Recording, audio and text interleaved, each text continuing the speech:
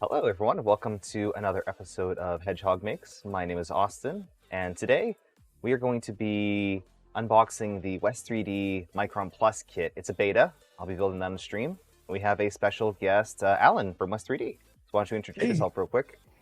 Hi, yeah, I'm Alan. I work at West3D. I'm the media manager, so I do a lot of videos and live streams. And I also built the alpha build of the kit that you're about to dive into, figuring out some changes here and there and some recommended parts and figuring out ways to make it easier. So hopefully that work comes to fruition for you. Awesome. Yeah, this printer has been, I know it's been in the works for quite a while now, and everything you guys do is always strive for excellence instead of just pushing something out. That's my favorite thing about West3D. In fact, a little bit of a background of why I started shopping at West3D. I live in Maine. That's probably the furthest state from your location. But I was looking for linear rails, and I read the bio saying that West3D went through all of these versions and hand-selected this to be the best. And talking to you guys, you only sell products that you know are good, and you don't just sell stuff to sell stuff. So I found that very, very intriguing. Yeah, Daniel really leans on the quality of our products, especially when it's something that's performance or safety um, issues. We only source genuine Omron and Panasonic SSRs, for example. Those have the potential to burn your house down if something goes wrong. So Oh we yeah. want to make sure that you're absolutely getting the best quality components. And we're literally putting our names on a lot of these products, so we want the quality to be there. Yeah, with the new Berserker and some of your own lines of products now, they are at the utmost highest quality, and it's really nice to see that from an in-house brand. Thank you. So for those of you watching this on YouTube, I'm streaming this live on Twitch, so I'll be reading some of the comments on there. If you want to watch these live, make sure to click the link in the video description. Also click the like button down there. I always forget to mention that, but you want to like it and subscribe. So let's talk about this kit for a little bit. This is a Micron Plus. So for anyone interested, a Micron Plus is one of the printers for ants. It's a little mini printer. This one not as mini, but it's still pretty small. It's essentially a 180 millimeter Voron 2.4, but with smaller extrusions. So if that's all you're looking for, like what is a Micron Plus, then you can leave. But if you want to see the whole thing being built, I'll be building it over the course of a couple of streams. And today we're going to go and look at the incredible packing job. I already looked at it. Spoiler alert, it's really good. And talk about the components. So that's why Alan's here to direct me on what's included and what might be upgraded, etc. Yeah. So do you have anything to add before we begin? No, I mean, we can dive in. Really, I guess the only thing I would add is we're really happy with the way the kit's coming together. There are other companies out there within kind of our end of the market that are doing microns, but there's sort of, a number of sub kits. So you have to buy a frame kit and a panel kit and a motor kit and a kit and a kit and a kit. And what we're really trying to do is get very close to the kind of experience that you would get with LDO, where you buy the kit, everything but the printed parts is in the box. I'm working on documenting some of the tweaks and changes that we've made to make the thing easier. So I don't know that I would necessarily say it's a good first printer build, but we really want it to be more of that kind of kit experience versus, here be dragons and just look at the CAD and figure it out yourself. So Yeah, that's what really gets me is when you're building a printer and your only reference is the CAD. I could probably do it, but oh man, that's not something that I wake up and like I'm gonna look at the CAD today and build the printer. Probably not. yeah. So why don't we take a first look at what the box is kind of gonna look like? So this is it. That's the first thing that surprised me is this is everything. everything you need to build a printer besides printed parts. I actually have those over here. It's about halfway full of printed parts in this box. So a couple of spool boxes worth. Not that many overall. Okay, there's a lot of printed parts, but that's something that's also fun to do. Just compared to a full-size Voron 2.4 Trident kit, the box is probably like triple the size just of components. And triple the weight. Triple the weight, yeah. This is pretty light, but it's still pretty heavy. So why don't we unbox this and talk about what's inside? So I have, hopefully this will work. Nope, overhead. There we go. A couple of camera angles for you guys today. Look at this professional unboxing. There we go. The first thing that surprised me was foam. Look at that. It's I don't know how you guys make this or decide that, but it's very, very well packed right off the bat. Some of my favorite experiences of watching unboxings are kits that come like pre-laid out. So you look at it and you can kind of take stuff in one at a time. It's cheating though, because you packed some of the other stuff in there. There wasn't too much in here. Actually, I think just one thing I ordered. But, regardless. Let's start off with the screen. So this right here is a Big Tree Tech Pi TFT43. So this is typical of something like an LDO kit, I believe. It's a very good size screen, and it's going to look pretty massive on the small printer. But that comes in here. Oh, we got our first duck. Let's do a duck unboxing. I feel bad. I see posts online, people unboxing like 5 boxes, and they don't get any ducks. This one's a little squished, but that's all right. It'll bounce back. Yeah, yeah. Ooh. These are exciting. So these are the rails. So tell me a little bit about these rails. These are the Berserker rails. They are the Berserker rails. So those are West3D's top of the line linear rails. Those are, I believe, a medium preload. They are really good. And one of the things that I can tell you is I have had experiences where I've needed to move a carriage from one sized rail to another, and was actually able, these are machined to a tight enough tolerance that I was able to swap the carriages, and there was no change in the preload or in the action of the rail. I mean, they are phenomenal.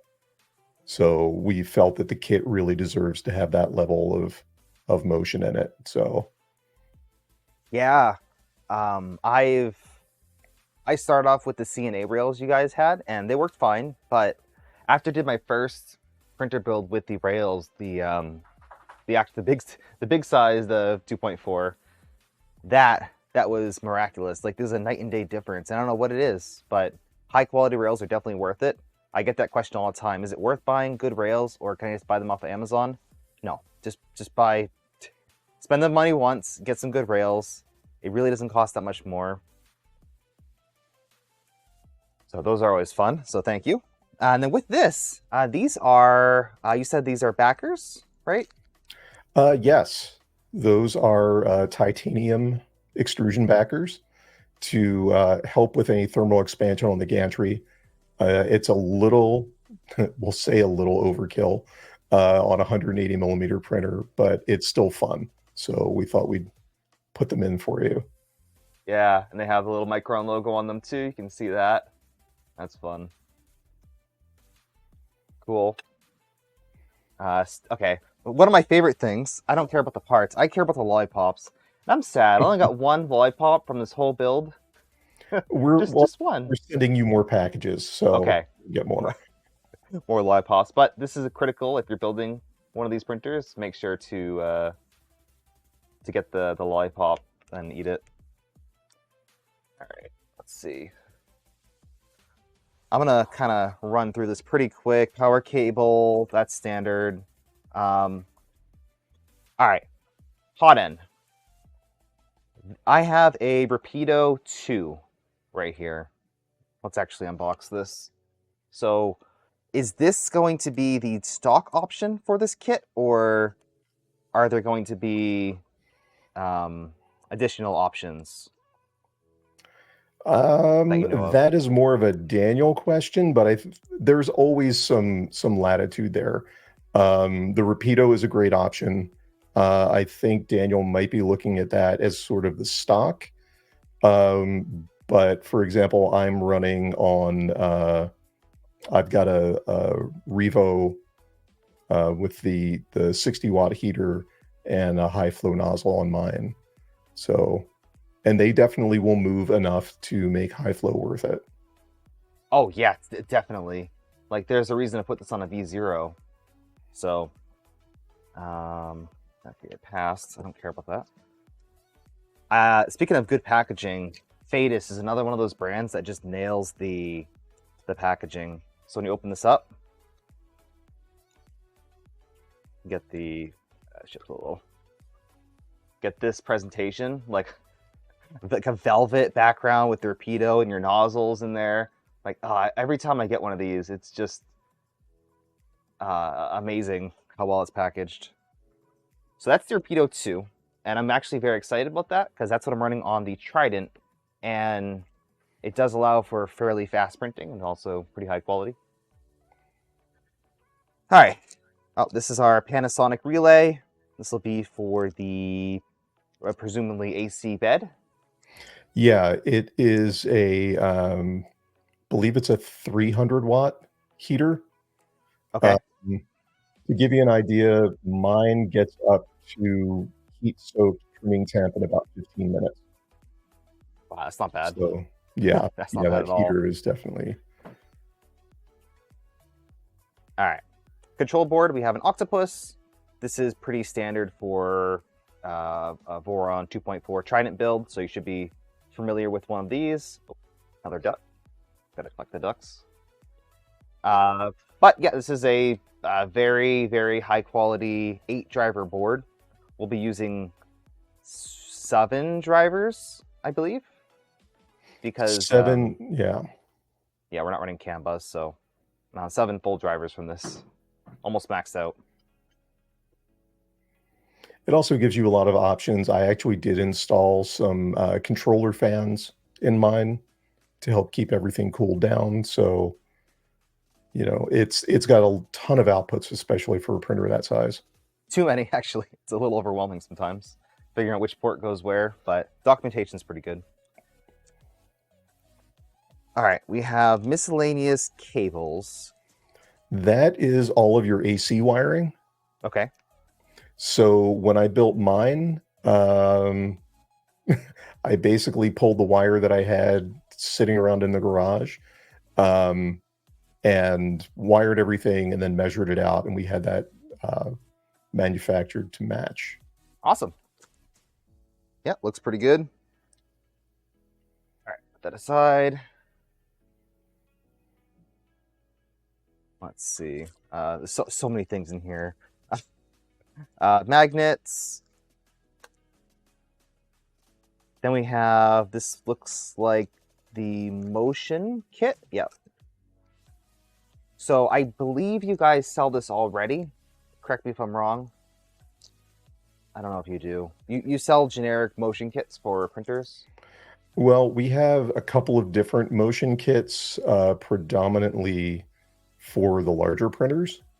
Okay. So, you know, we've tried to work to make sure that, you know, this is quality, you know, the quality components that we want to have in the kit, as well as, you know, just simple things like making sure that belts are properly rolled and that kind of deal.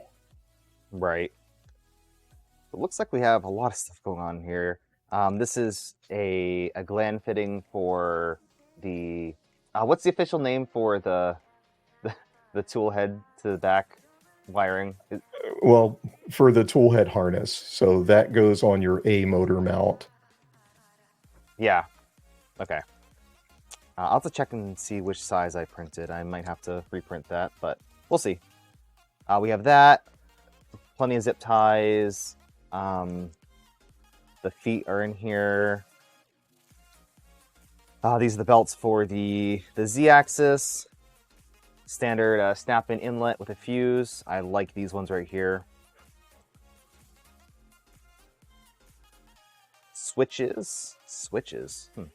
Those would be if you were going to do, I guess if you were going to do limit switches. Gotcha. So many pulleys. Yeah. Now I run mine completely sensorless. Yeah. I might do that as well. We'll see. Wow, lots of so many bearings that they had to include just extra in the bag. Oh, these are okay. So these are M3 bearings. Yeah. Small. Okay. I don't know if I've ever really played around with those. We have some standard 608 bearings, and then pins. Oh shit! Oh, this is new. Those would be for the Z drives. Okay, so I'm guessing.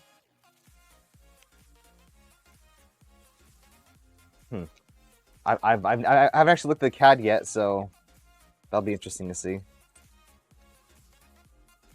Actually, is the 2.4 the same way? Yeah, it is, right? Mm-hmm. It has that little pin. Okay, it's been so long since I built it. All right, cool. I'll put that stuff back. I'm also kind of double checking to make sure we have everything. Now I'll have to go back and do that anyway, but shouldn't matter. So we have some Wagos as well for the power. Oh, cool. So you guys are including spherical bearings. Yeah, so this basically has, on the big printers, it would be the GE5C mod. This is the GE3C. So you have the spherical bearings on the connection between the Z rails and the gantry. Okay. And those are IGUS. Yeah, they look like same ones I've ordered before. Now, is that stock on this or on this design, the Micron Plus, or is that a mod? As far as I know, it's stock. So you should have printed the parts for that. Okay. Okay. I'm just making sure. Yeah.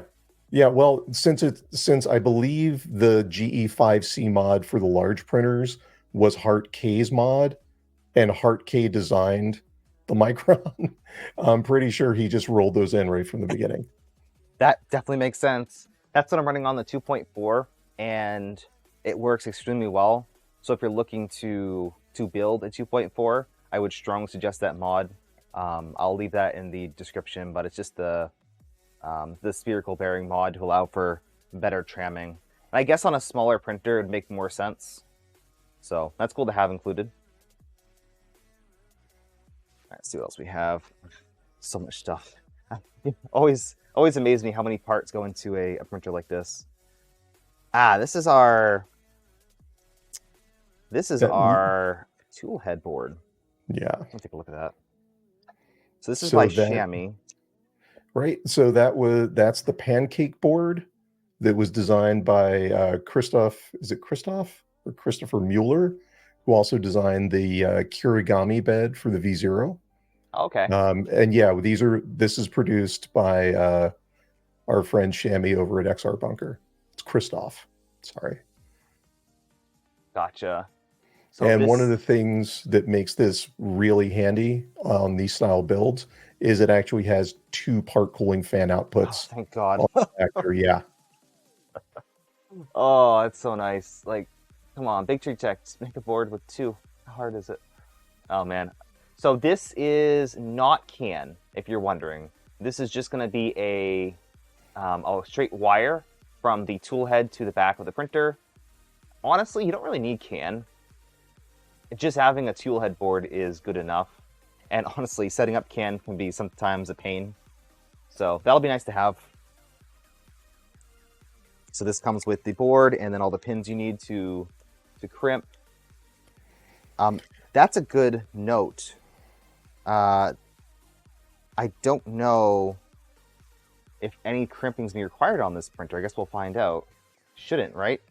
It will, it would be very minimal, if at all. So all of your AC wiring should already be crimped.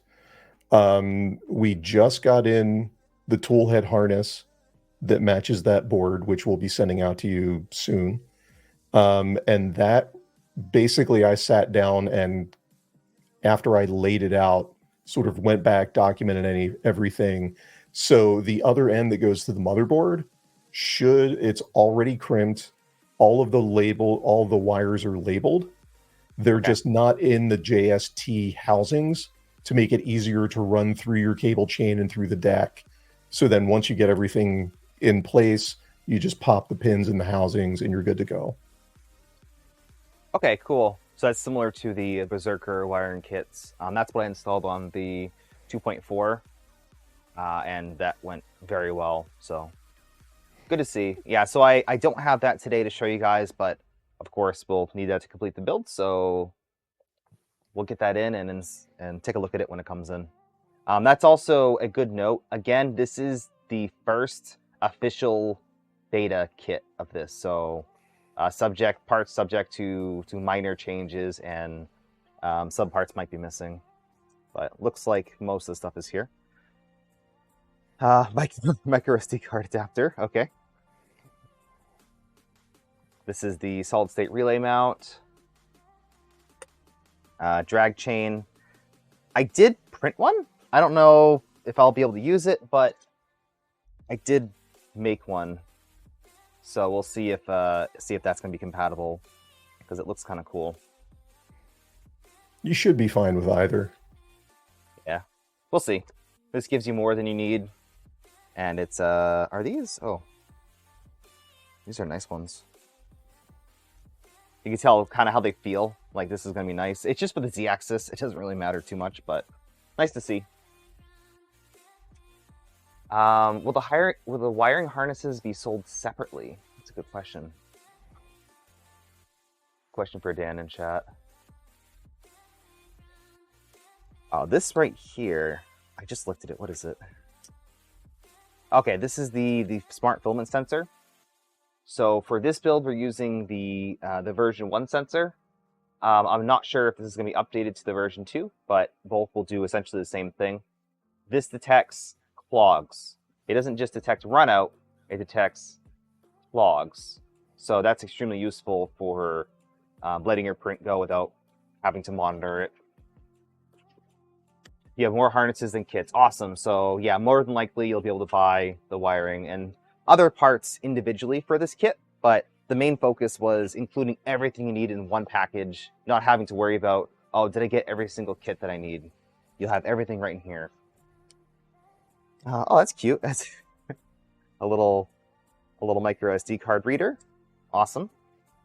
And then a SD card. Okay, this just came out of the package. And we got a printers for ant sticker.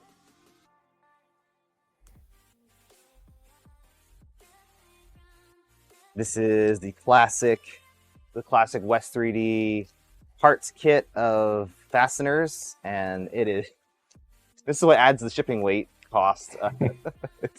That's a lot. So this, I believe, is definitely going to be available separate, or is already available separate. Yeah, the Micron BDF kit has been available on its own for quite a while, and when we started working on this kit, we just wouldn't want to put anything less than that quality fastener in there. Mm-hmm. So, yep, they're pretty damn good. Cool.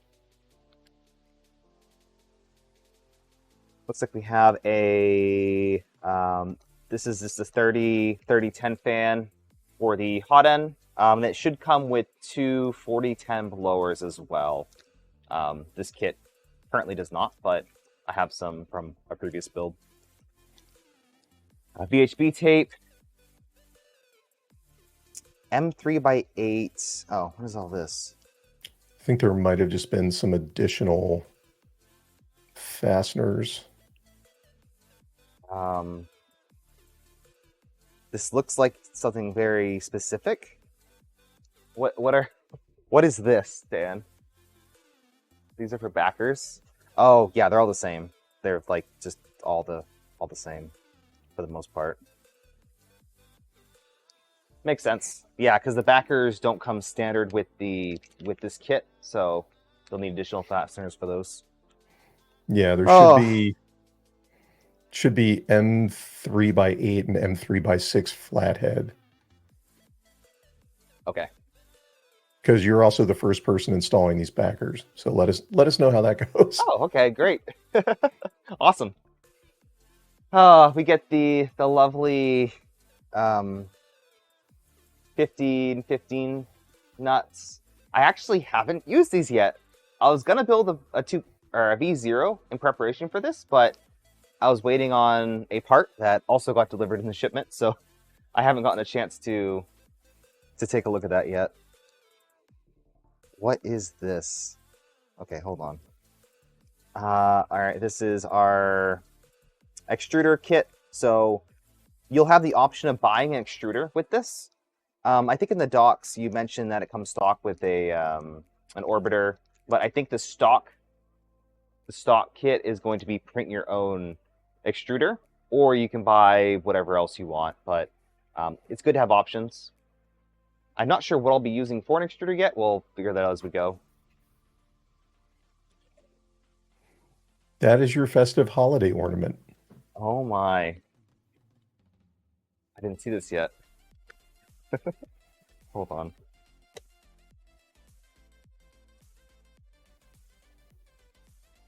It's messy.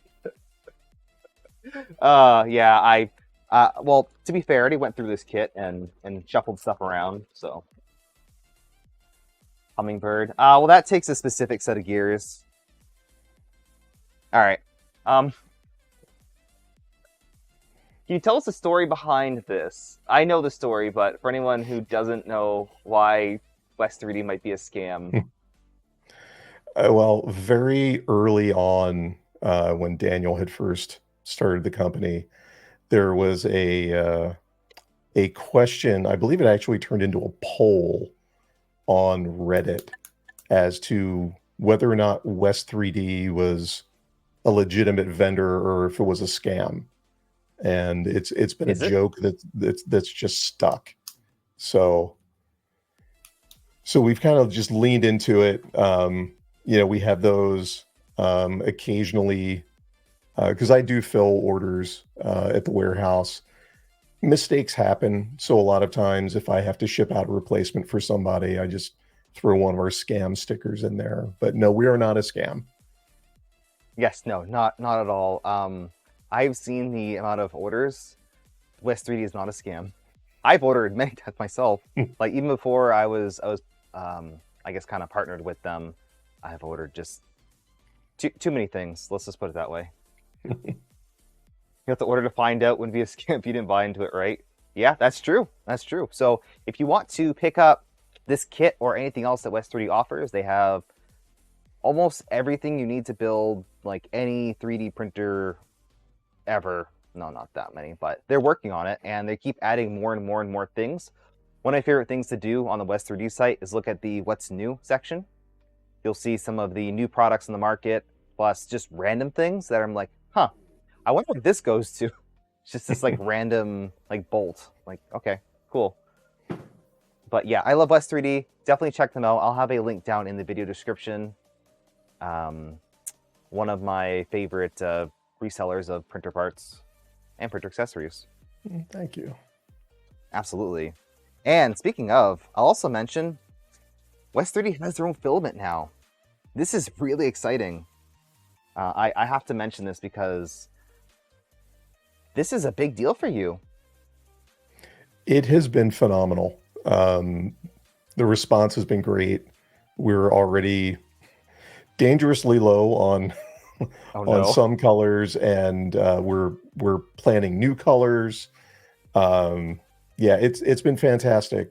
Daniel's goal is to just put out a high quality filament at a very reasonable price, and I think he's really kind of hit it out of the park with this. Absolutely. So right here I have the Galactic Green. This is an ASA and it is a Galaxy, so it has some sparkle to it, and it is just gorgeous. The prints, I haven't printed off of this one yet, but my whole entire printer is in the blue. So that looks like this. It's a very Nice. good blue. This is the planetary blue, and it has yeah. the same sparkle.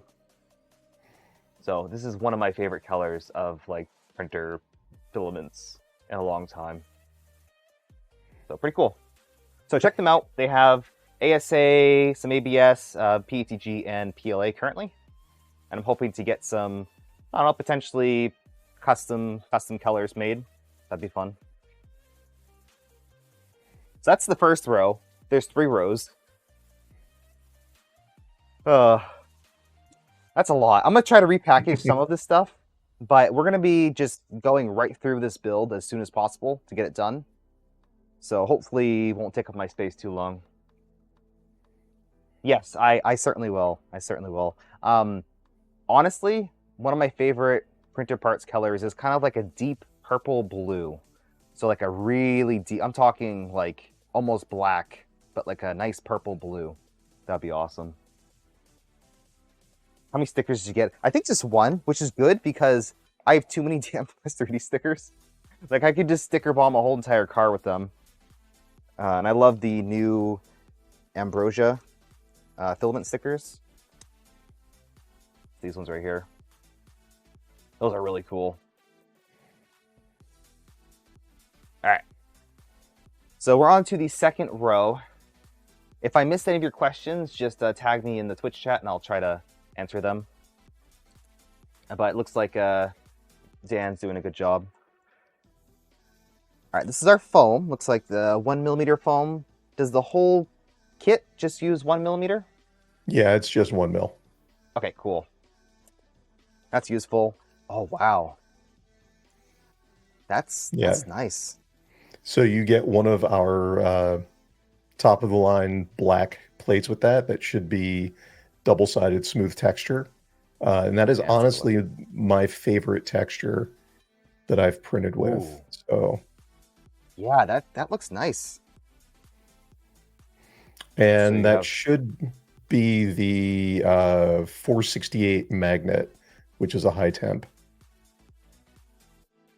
This is the smooth. I can't even focus on it, so black. Smooth side, and then the textured side. So nice high quality.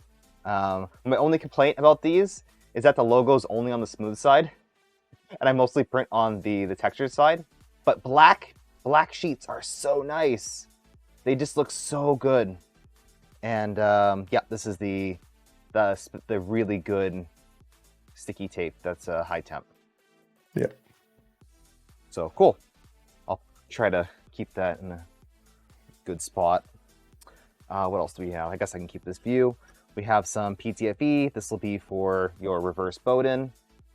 Doesn't really matter, you know, how good this is. Just needs to get filament from point A to point B. Oh, and then we have this. This is really nice. Wow. Yeah, so we are having those custom machined for us. We started working with, I believe it was Whopping Potchard's design. Okay. That I've made some changes to, specifically moving the bed mount points out for the proper spacing for the 180 bed. Oh, okay. So there are those nubs on the back. So where your hands are, there's those nubs where you can put screws in as sheet stops. Then moving in towards the center, the next set of holes is for the bed rails. And then you have tapped holes just left and right of the center line for your ceramic fuse and for a ground, because you will want to earth that bed since it is an AC circuit. Absolutely. Yep. But we've moved the bed mounting rails out to the proper position for a 180, which aside from just being correct for the 180 build, will also be more stable if you're going to be running Boop. Oh, that's a good point. Yeah, so Boop, actually, I believe we are using Boop in this setup. Is that right? I think we are. I haven't seen the hardware for it. Quick note, this has a tri mounting points. Is that for a different design? That would be for the Salad Fork, Oh, which okay. So is the printer for ants version of a Trident. yeah, Yeri, who is the lead designer on the Salad Fork, is currently working on bumping it from 160 to 180. So our goal was to make sort of a universal printer for ants bed, so that when the 180 Salad Fork is released, we'll be ready to go. And we will have Salad Fork kits. We're just that's waiting. We're that was waiting my for next the question. 180 to be released. Yeah, honestly, if you're gonna build a printer like this, whoops, 180 is probably your best size. Because just look at that. That's a lot of space. I don't know if this is oversized, but still, you can print a lot of things on a 180. You can print a lot of things on a 120, but 180 is kind of my favorite. Just, you need to print something random, it'll probably fit in a 180. Plus, this will be a good size printer for travel, so keep that in mind. Yeah, I believe our beds are normally 5 millimeter oversized, so that should be 185. The other thing Yes, it is. talk about with a lot of people who are kind of going back and forth between a printer for ants and a V0 is, even if you have a plate that will fit on a V0 bed, if you put that same plate on a 180, all of your parts are closer to the center. So you're going to have less temperature fall off at the edges. So I think it can also be a little bit better for bed adhesion. Gotcha. All right, these are the panels. These are ACM. They look very well cut. Are there any clear panels? There should be clear in there. I guess. Yeah. Okay. There you go. This is hard to see. Yeah, I mean they're definitely going to So have all right. paper or film, but So we have three. It's one and then three of the so the back, the bottom, and the bottom, and then all the side panels are clear. And these look like, I don't know if they're not dark. They look light. The light was kind of hitting it weird. It looked like dark. So I'll leave those in here. We're not gonna touch this until we need to, because they'll just like take out panels. But trust me that these look pretty good. We have our motor wiring cables. These look like stock LDO cables. Oh, cool, one of these. A little rainbow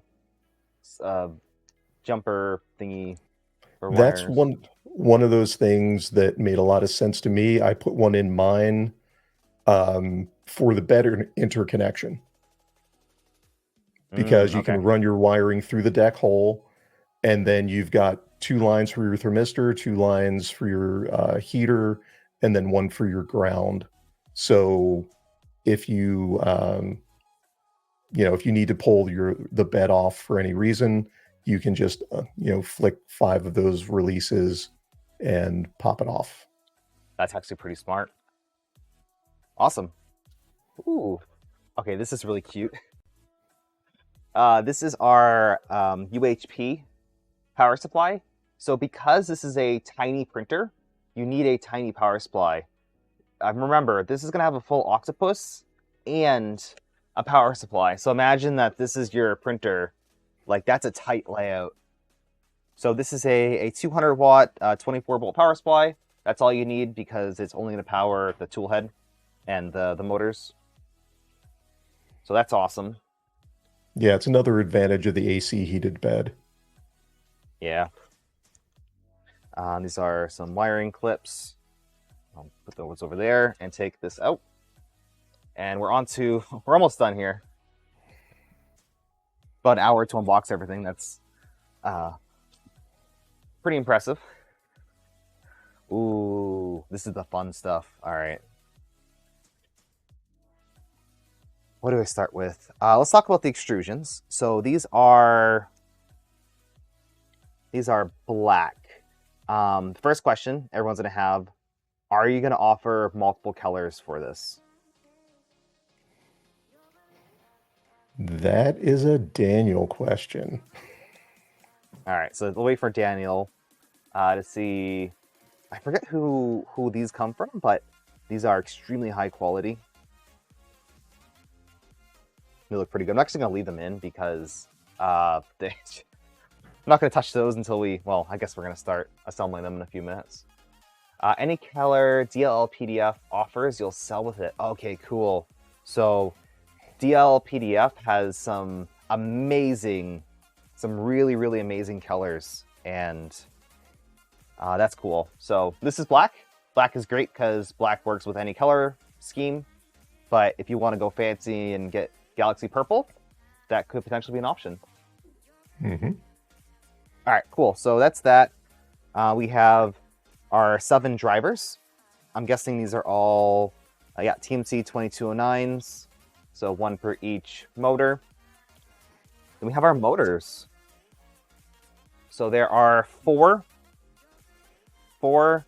standard NEMA 17, standard NEMA 17 Z motors. And then we have these. Oh, I love these. So this is a NEMA 14. Call them a long boy because they're like stubby and long. I've never actually used the NEMA 14. Again, I was supposed to be building a V0 to prepare myself, but I've seen these before and they're pretty cute. So apparently these do have quite a bit of power. Correct me if I'm wrong in chat, but I think 24/7 printing uses this size of motor for the speed runs. Something about the smaller motor, more inertia. Not an expert, but these are pretty awesome. And something that I like about the LDO motors is that they come pre-crimped as an extension. So this one right here is probably going to plug... Actually, no, this will plug into an extension? It's going to have to. That is a change from the kit that I have. So we might have to follow up with you on that. Yes, we'll need an extension for those. Yeah. Now, one thing I will say is in the repository on GitHub, I do have links to a modified Z belt cover, which you're definitely going to want, at least in the back.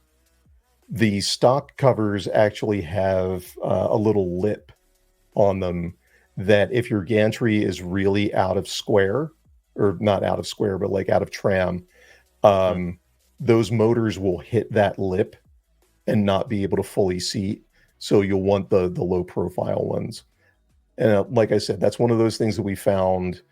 I found through hearing belt skipping that we're just trying to put all of those kind of quality of life things together. Daniel, the extension is for the A and B motors. Yeah, because they come pre-terminated with just a standard JST, which I've actually seen locking connectors on. I think a standard like LGO kit comes with locking motor connectors. I'm not sure, but that might change in the final build. You'll have a wire that goes from the motor to your control board. There you go. Yeah, and these motors are actually a departure from the motors that I had on my build. So that's why I'm not as familiar with those. Yeah. I'll also mention it comes with a pancake NEMA 14 motor, which yes, I've used NEMA 14s, just the round ones. I haven't used the square NEMA 14s. So by default, I believe you'll be printing your own extruder, but if you don't want to do that, you can get yourself one of the other extruders like an Orbiter 2. I actually usually run Orbiter 2s on my Dragon burners. So like this Rook over here has a Orbiter 2 works perfect. And yes, the tool head on here will be Dragon Burner, which is by far my favorite Core XY tool head right now. And it does have compatibility for Boop or really anything. I think that's it. So we got the frame. There's nothing on the bottom of here. No surprises. Good. So yeah, that's a lot. That's a lot. So Dan, do we have prices on this yet? I'll go over that. And was there anything else that you wanted to add? Well, let me just answer Little John's question. Yes, it's all 6mm belt, both for the gantry and for the Z. Revo rotor, do not know that there's a mount for that yet. The only thing I was going to say is, do you want me to put up the picture of what you're going to wind up with? Yes. Yeah. So yeah, if you've never seen this, it's a small version of that. It's so cute. It's really cool. You got to see it in person though, because it's so small. Like the largest extrusion is, like this is the size of the printer. It's gonna fit like almost there. I'm just about to pull this up. Oh, why are you telling me that Chrome has lost permission to share the screen? Uh-oh. If you want to send it to me, I can pull it up. Yeah, let me just do that. So if I missed anyone's questions in chat, please let me know. I've been just focusing on unboxing this. Overall, this does look kind of like a West3D kit. There's nothing in here that I would personally change. That's always good. You know, when you're buying a kit sometimes, a lot of Voron kits, they come with parts that you're like, oh, I'm just going to replace this, and I'm going to replace this. And by the time you end up replacing half of the parts in the printer, you've spent just as much as getting a really nice kit in the first place. So this looks like it's going to be a high performance and fully featured kit.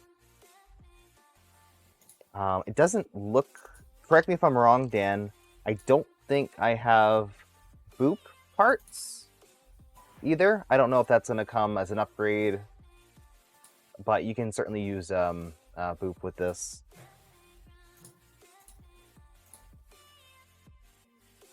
Yeah, well, I'll come back to that. I sent you the photo through Discord. Okay. This will also come with a Raspberry Pi to pair with the Octopus. And I'm not sure if there's going to be a version that is a Manta M8P, because that would also work for this. But you have options, and we'll see what West3D offers when it's out. And with most things, you know, we are looking to give customers some wiggle room with what they want to do. You know, personally, I run CAN on mine. You know, that there are tons of options, and we can always make, you know, the kit work for you. But the goal was to have a good, complete base system out of the box, and then you can customize as you want. Yeah. So this is it right here. That's essentially what it's going to look like. Yeah, you have a Dragon Burner on there. This is running an looks like an orbiter with a filament sensor. Yep. I've actually become a bit of a fan of the orbiter filament sensor. I have one. I keep meaning to put it in like anything, but I rarely print stuff that's like I'm risking running out of filament. Like I'll just swap out to a new spool, so I never use it. You know, for me, it's really almost more about the just stupid convenience. If you're changing filament, you just push the button on top of it and it unloads. You push the filament in, it can detect when the filament's there, and it automatically loads. I'm lazy. Yeah, Also, that's what I need to set up for sure.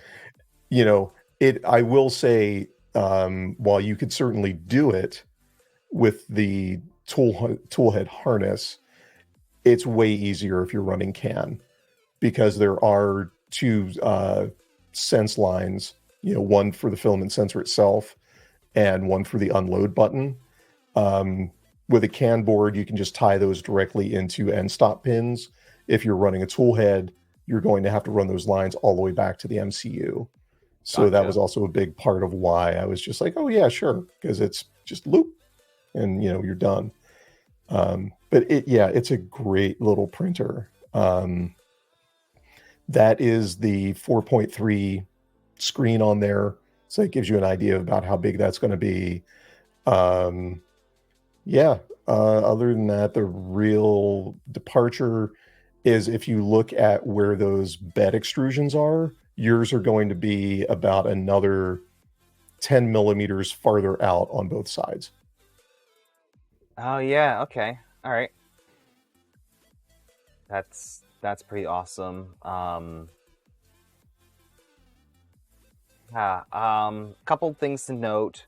This does not come with any LEDs by stock, I believe. Is that might be correct.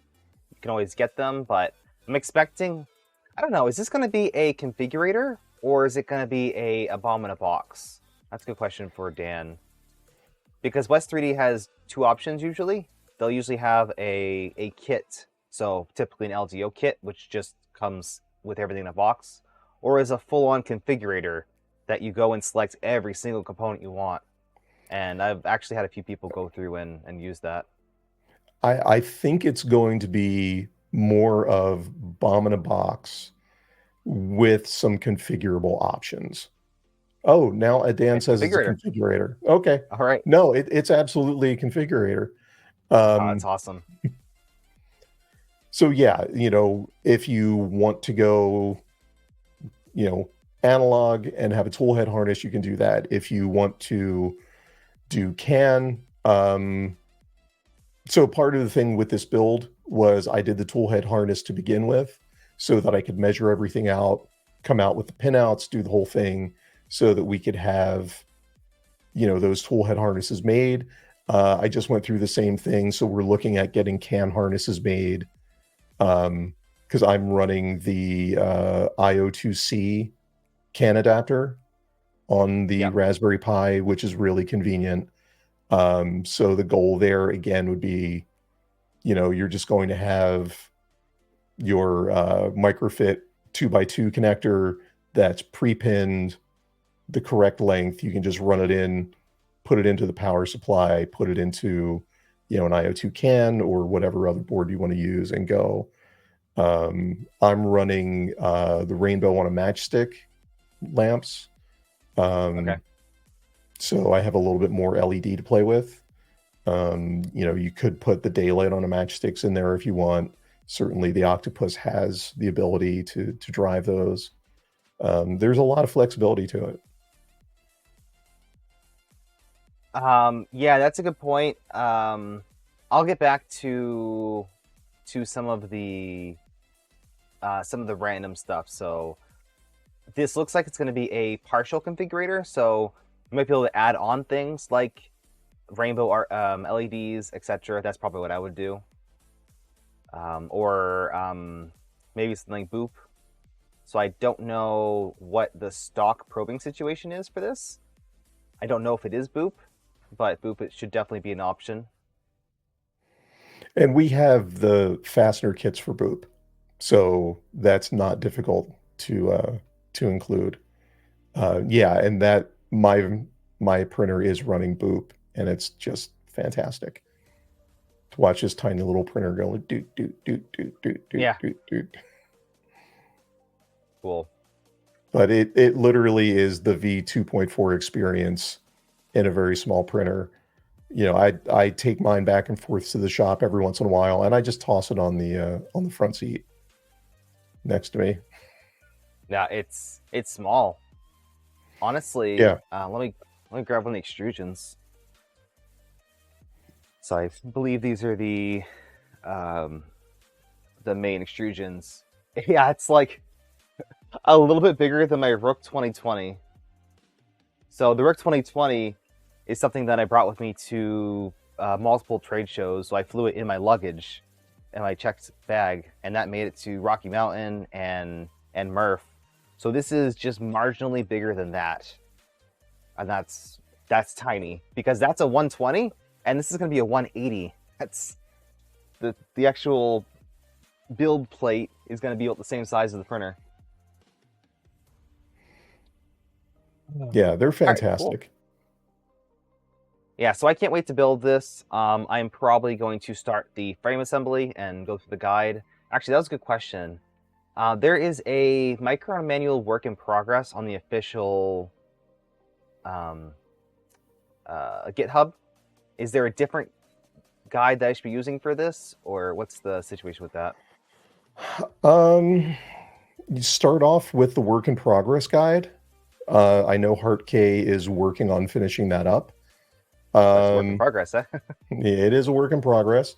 When I started building mine, I think he was just getting started on that version of the manual. And in the old manual, you get to a point and it's just blank. And I was joking, like, yes, here be dragons, because I don't know. And it was kind of like, well, check the CAD. Overall, his manual is what you're going to want to reference. The material that I'm putting in our GitHub repo, which is currently private until we get a couple more things figured out. Austin has access to it, but when the kits are ready, that will be public, and that's more of a supplementary manual, not even manual, but just an overview. I did rearrange the electronics bay a little bit. I really wanted to kind of centralize all of the AC on one side of the printer and the DC on the other as much as possible, Right. and clean up some of that wiring and silly things that I found. Like in our arrangement, I actually printed out a spare of the DIN rail mounting clips because it makes a really nice zip tie bar as you're bringing your wiring like down past the MCU and then across. So just some little things like that. And I've linked to some of the things that I found to be really useful. Yeah. Can I share that electronics bay picture? Sure. Okay. I'm assuming that's yours. Yep. Okay. That is the bottom of my printer, which is serial number M052. Wow. Because you have two options with these. If you're inclined to get a serial number, you can take a Micron and you can serialize it through Voron Design, and it gets a V2 serial number. Or you can go directly to the Doom channel in Discord, and you can get a Micron serial number. You can actually do both. Yeah, it's fun. Now, one of the things that you'll be very happy about is my kit was all long boy motors. There is no room to breathe in there. Literally, the power supply is against the motor. The octopus is against the power supply. Oh, I don't like that. Yeah, so you're going to have a lot more room to move in there. But you can kind of see what I did. There's a three position Wago mount over by where it says AC. So your wiring just goes there, and then you're right into the power supply and right into the SSR. And then I just ran so clean. And then I just ran all of the DC, or as much as I could, down the other side. And as things went on and I started making changes, it got a little sloppy. But using that layout, especially, because you can see on the AC input side of the power supply, I really can't slide it much closer to the Wagos because of the motor there. So, Yeah. your build should have a bit more room. All right. Cool. Cool. And then you've Yep. just got the Pi mounted behind the screen. Yep. The mount for the display that I have in that repo is much better than this one. It's actually way more solid. So, Good. Yeah, this looks and pretty good overall. it works. It's flown across the country. Yeah. Cool. So I'll be looking forward to that. It'll be kind of a challenge. Actually, I saw someone's regular Micron, so 120 version of this. That is the most cramped printer I've ever seen because literally every single ounce of space is taken out. It looks like there already is here, but you need to really, really plan on the smaller printer. But the 180 gives you a little bit more flexibility, and overall is going to be a quite the nice build. So, one last question for you. Why Sure. would you bother building a Micron Plus when you could realistically spend a little bit more and get like a Trident or a regular 2.4? Well, my first answer is why not both? Um, There you go. You heard it but here. you know, it it depends on what your goals are and what you need to print. I love the Micron. First of all, I'm a huge fan of the V2 style gantry, and I Yeah, me too. acknowledge that there are real world scientific and physics reasons why the Trident makes more sense because it's easier to level a plane in 3 points versus four. Um, you know, I just love the flying gantry. But the 180 is a really practical print size.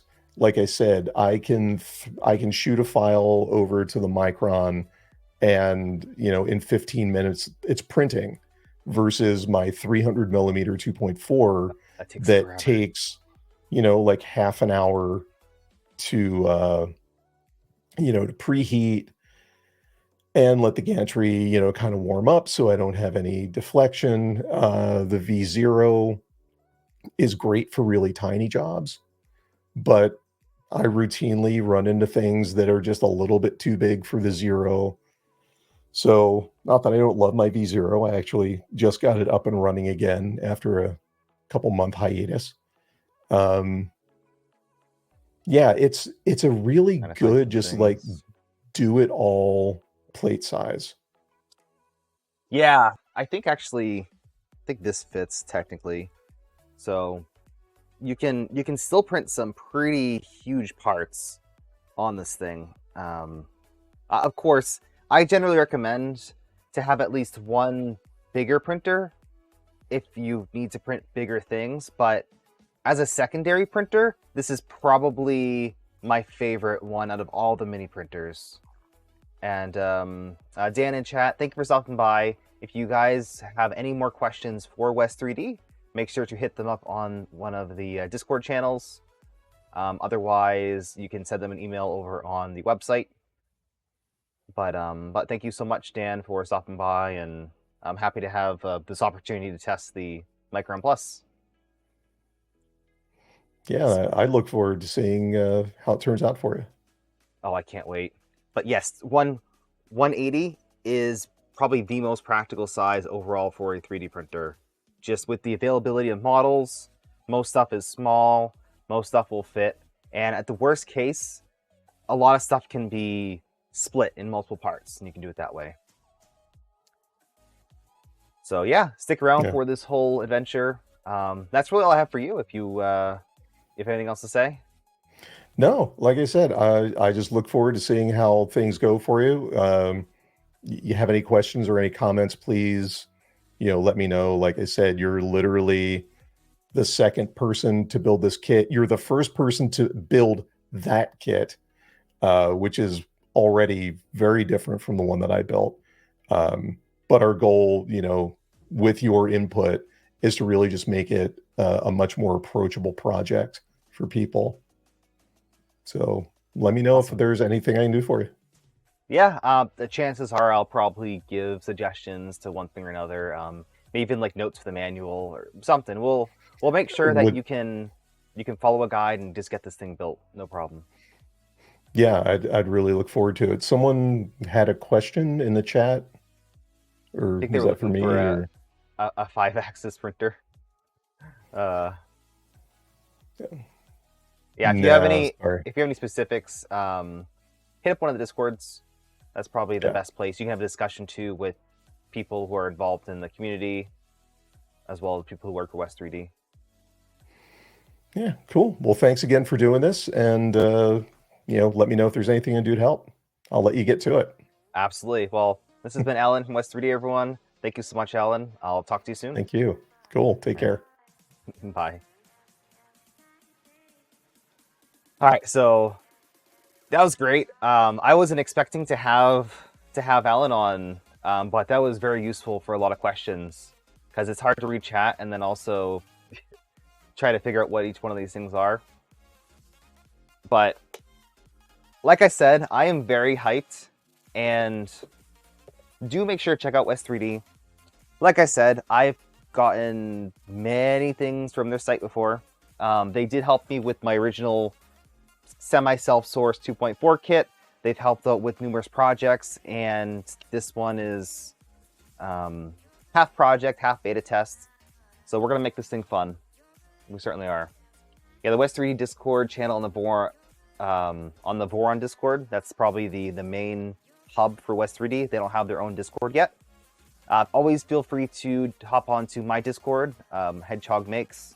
You can ask questions there. I'll try to answer if I can. So yeah, any other questions before we kind of begin? So we're just gonna go down the manual and see if we can build this. Oh, a couple things that you'll probably want to pick up from West3D. Number one is the belt tensioning tool.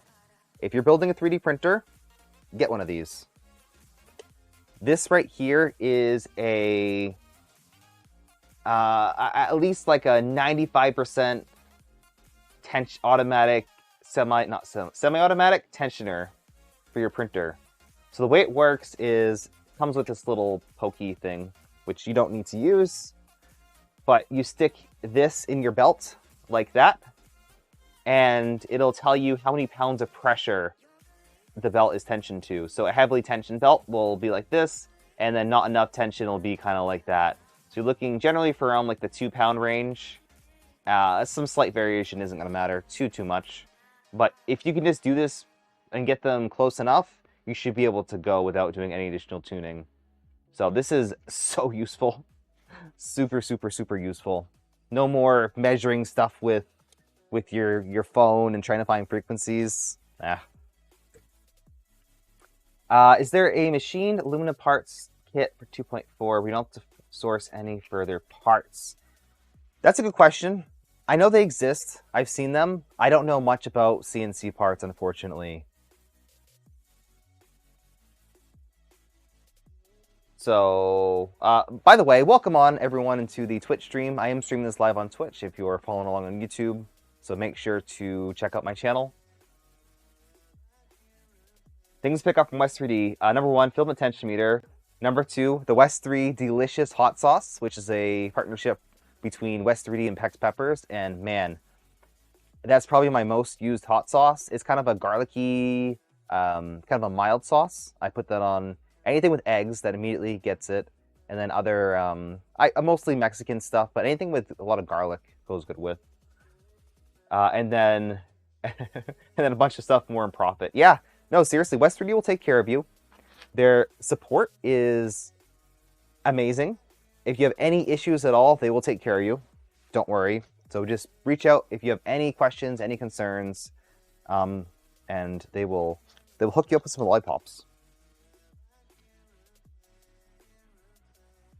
Remember who it was? Can't speak all for the quality. You know he's seen a fully developed CNC V0 kit. Oh, interesting.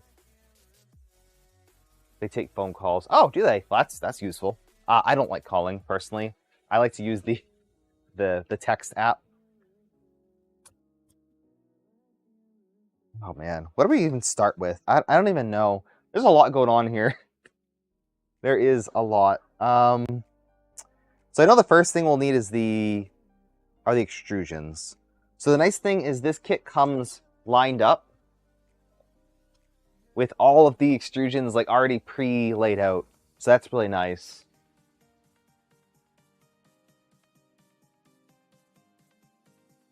Frame and screws. Yeah. Yeah.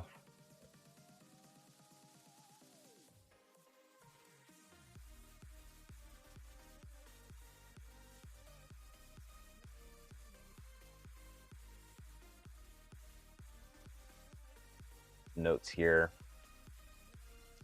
So let me pull up the manual and we'll go through it.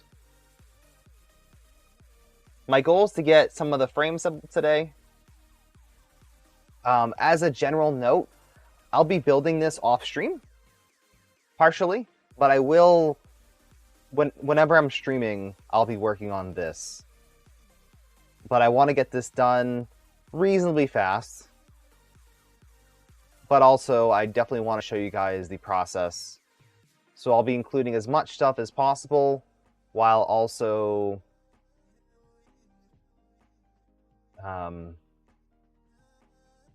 sharing how to build it. All right, so right here, this is the assembly manual. Let's put this. Perfect.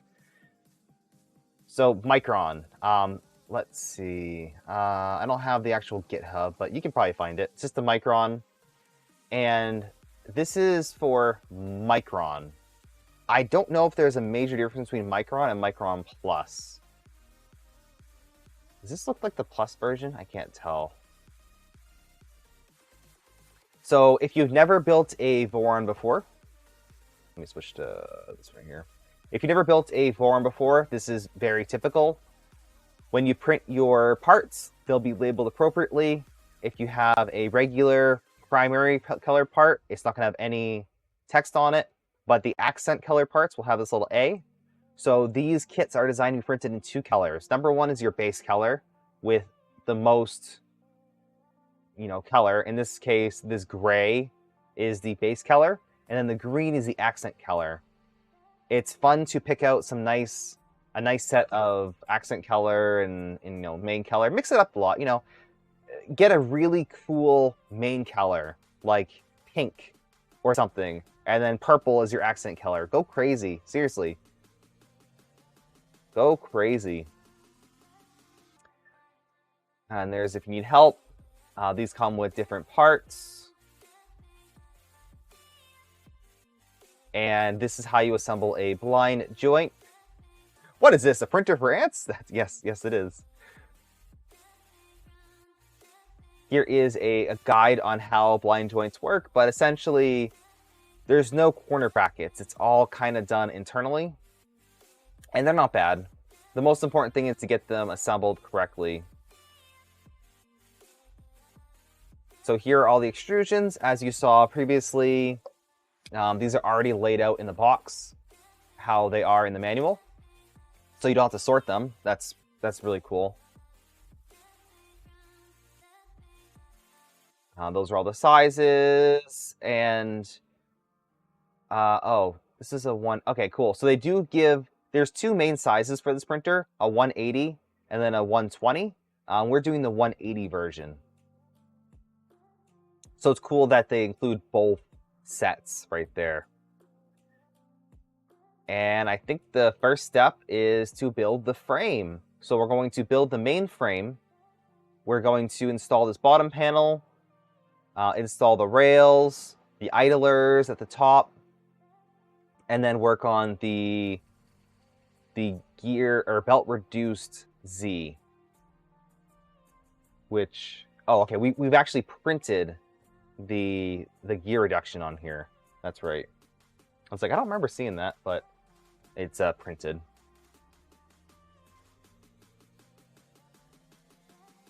All right, so I think we are going to do two. Oh wow, there's a lot. Okay, so we're gonna jump right into it. Let me go to the front and stop sharing this for a second. Let me find the parts that we'll need. Now, I printed off a bunch of stuff over the course of a few weeks, and it's all in one just box. So I haven't sorted out anything yet.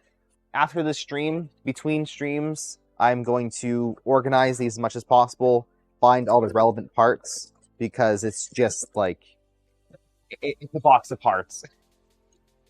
Yeah. Some of these I've reprinted, these little nut bars. I just reprinted on the bamboo, so I'll have to grab those. But there is an alignment tool. I don't know if I printed it, to be honest. Not confident that I printed it, although I probably did. You can verify that I printed it because I mark stuff as printed. But I am looking for a Z thingy. It looks like it aligns the rails. It's West3D shift LDO style nut parts for this. I don't believe so. My kit did not. The final kit may or may not, so keep an eye out for that. It's kind of like, you know, Lego. You almost want to dump this all out and organize everything. But I'm looking for a very specific part, and I'm trying to see if I have it, or if I should just print it off real quick, just in case. Yeah, let me look at the files. So I see this. This is a Y little guide. Let's go into the repository and see if I have that part printed. If I do, then I'll keep looking for it.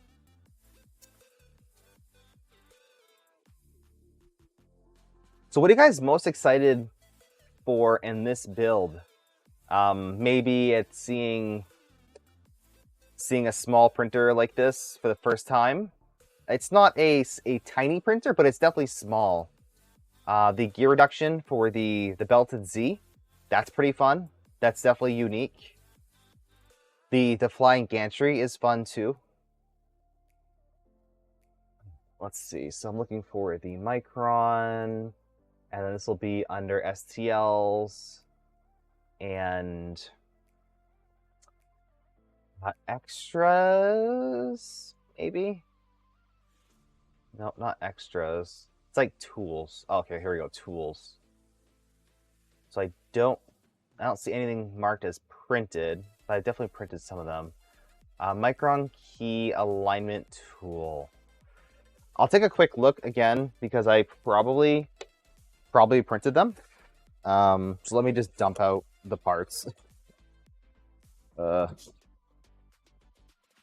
about the same amount of parts as building a standard, 2.4, but it's just smaller parts. So they print a lot faster, and the plates are a lot smaller. Like the skirt prints in one piece, which is really nice. Let's try not to lose too many parts, because I will need them. I might need to print additional parts. I might need to print different parts. I just kind of printed the main set of parts. Okay, I don't need any of those. So, there's the printer. All right, here, we're going to do the... Ah, shoot, it didn't work. It's supposed to go like... It's not built. Damn. But yeah, that's a lot. That's a lot of parts right there. Oh, dear.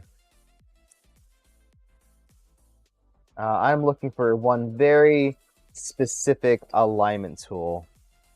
This one still has a... Oh, okay, built-in supports. That's nice. I love it when...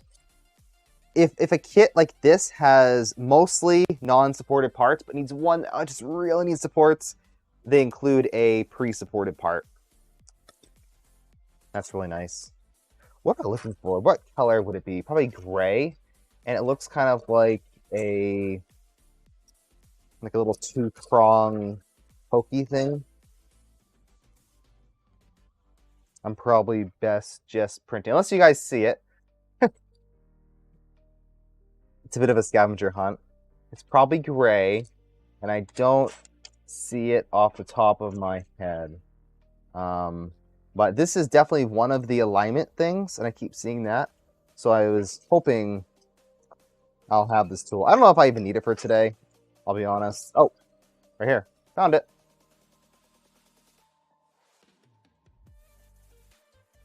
And then we need another one. Definitely organize your parts. My recommendation, if you have something like a Polymaker bag, that comes with, filament comes in a reusable bag, just put your stuff in here. And sort it out by steps if you can. Like, just print off different parts.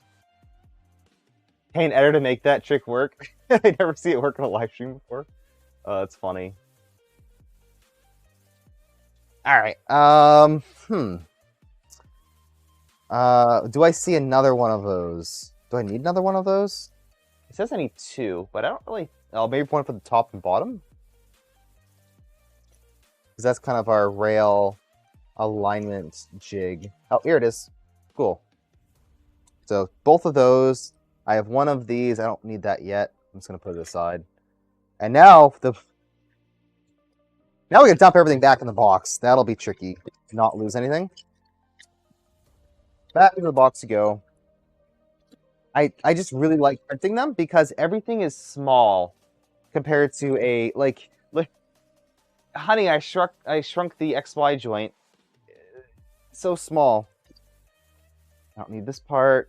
Print a new one. I don't need this one.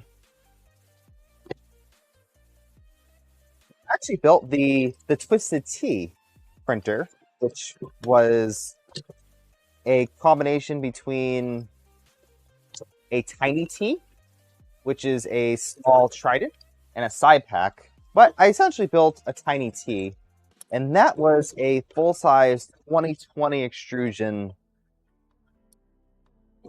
trident, but scaled down to 150. And the funny thing is, this printer is going to be smaller than my 150. Yeah, and this is a 180. Oh, yeah, I think we're going to try to use this chain. It looks so good. I love this blue. This is the Planetary Blue ASA from West3D.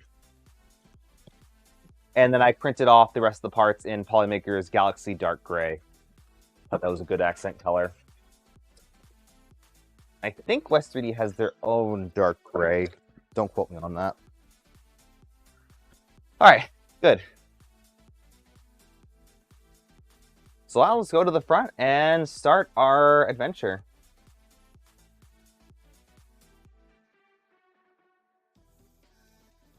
We need our... Oh man, what are we doing first?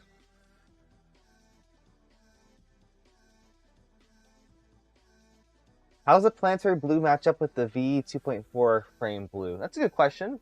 We'll have to check that out on another stream because I don't have that next to me.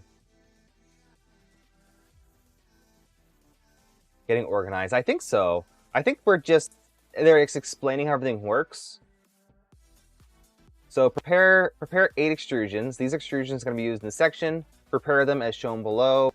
So we're taking M3x8 screws and screwing them in. So these are the B extrusion, which is referenced from this.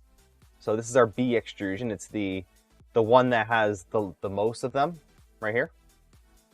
So we can do that. We're just inserting these screws, not all the way, but most of the way.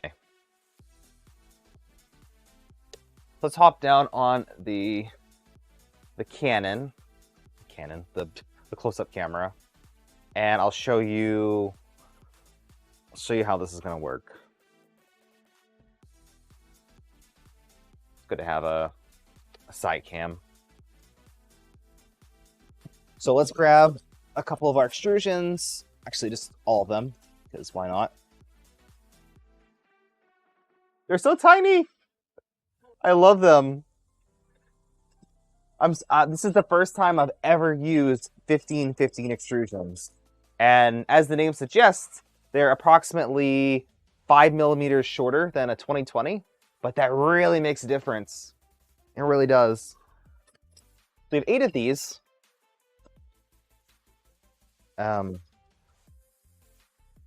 Okay, we should have 8, but we have how many? 10? Okay, that means, what does that mean?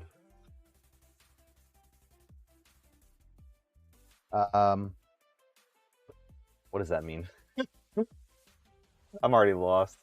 Okay, there are 10 of them. Oh, they're for the bed, right?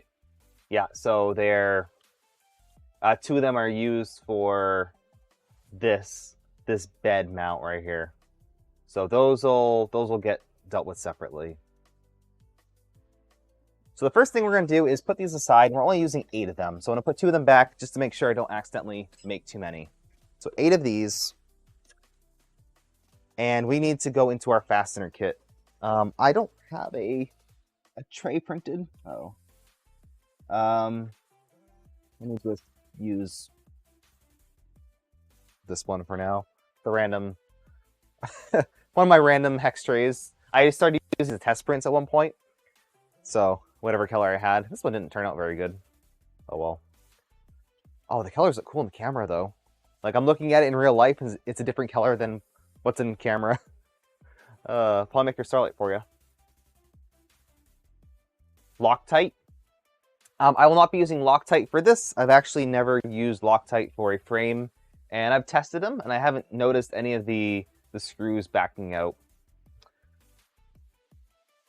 Someone should make a printer that you can pause, remove the partial print, insert something, print something else, and then finally continue the previous print. Interesting. There's no roll-in T-nuts to prepare for preloading nuts. Yeah, we're gonna triple check every time we have to preload nuts. Because these are 15-15 extrusions, you can't just slide in a standard nut. So they have to slide in. So we'll deal with that when we get there. So the first thing, we need to open up the fastener kit and find the M5 by 8. M5 by 8, and that's going to be used to assemble the frame.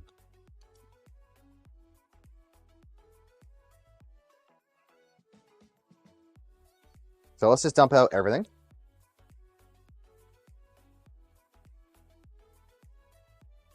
And then get kind of a lay of the land. So we have M4s, M3, M3, M3. I like to organize them by type. So just get all the M3s together. M3, M3, all the sizes of M3s. M3 nuts. These are M2 nuts. Those are absolutely tiny. M5 nuts. Tons of heat sets, 120 actually. M3 washers. M2. Put those down here. M2. M2. Not a huge fan of M2s, they're just so small to work with. M3 by 16.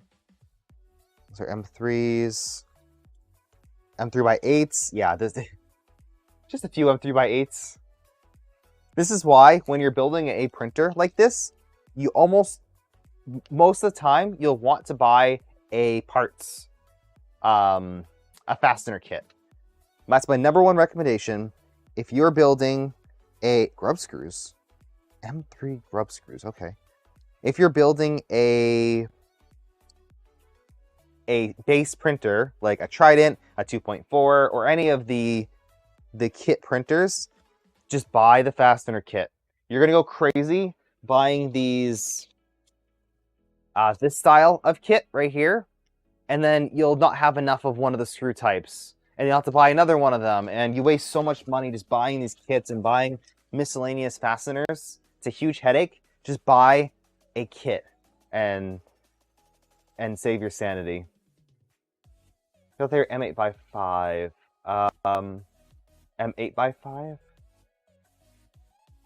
M8 by 5? Oh, that's funny.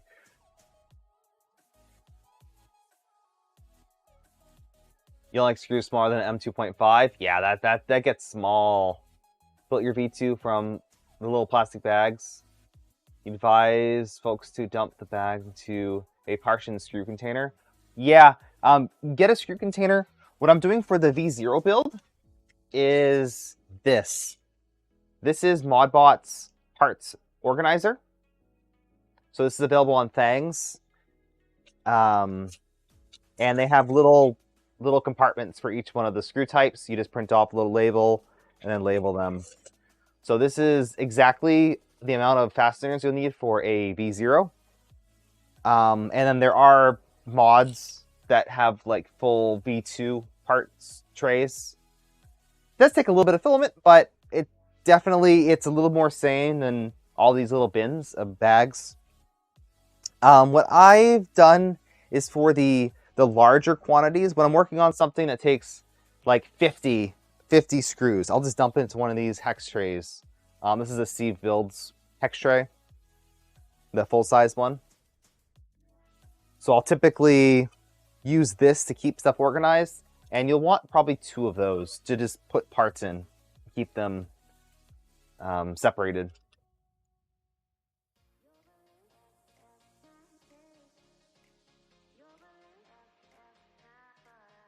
Use a cheap screw container from the hardware store. Yes, that's also highly recommended. Harbor Freight has some organizer bins. Just something with a lot of dividers. Like, you know, the most you'll have of something is probably M3x8 screws. So as long as it can fit this, and you don't even have to have it fit that, but that's the most of something you'll have. M3x12, so lots and lots of M3s. That's what I'm getting at. A couple M5x16, M3x25. Wow, lots of M3s. And we need, what do we need? M3x8. Oh, M3. Okay. So, oh yeah, on these we use M3s to assemble them, not M5s. Wow, that's a trip. So let's just dump them all out because M3x8 is probably the most commonly used fastener. Notably, these are all button heads. There's a combination between button and socket head. So this is BHCS button head. And then this is SHCS socket head. That's just what they're called for these types of fasteners. So I usually take this and dump it into my big hex. And sometimes I'll do is I'll put in the bag beforehand so I can tell what the thing is. But in this case, I know that these are my M3x8s.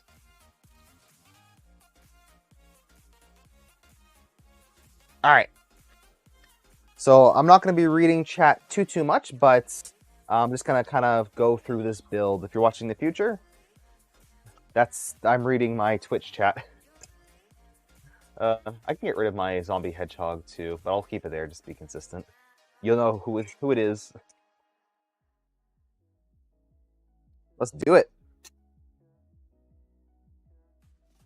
So all you're doing is, this is where a stubby might actually come in handy.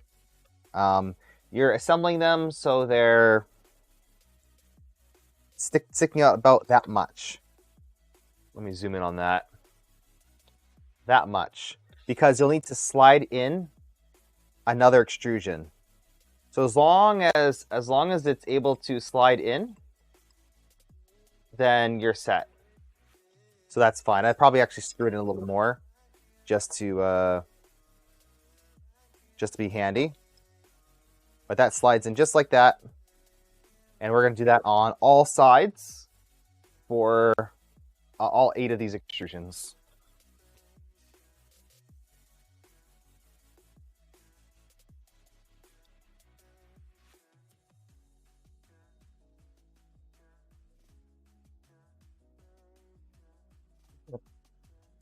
All right. Yeah, this is, oops, these are 2mm. Fun fact, the button head screws are usually one driver size less. So for a 3mm, or sorry, M3 button head, the button heads are a M2. Is it M2? No, 2mm hex, where the socket head are a 2.5mm hex. Same thing for the, let's say, an M5. An M5 button head takes a 3mm, or yeah, 3mm hex, where an M5 socket head takes a 4mm.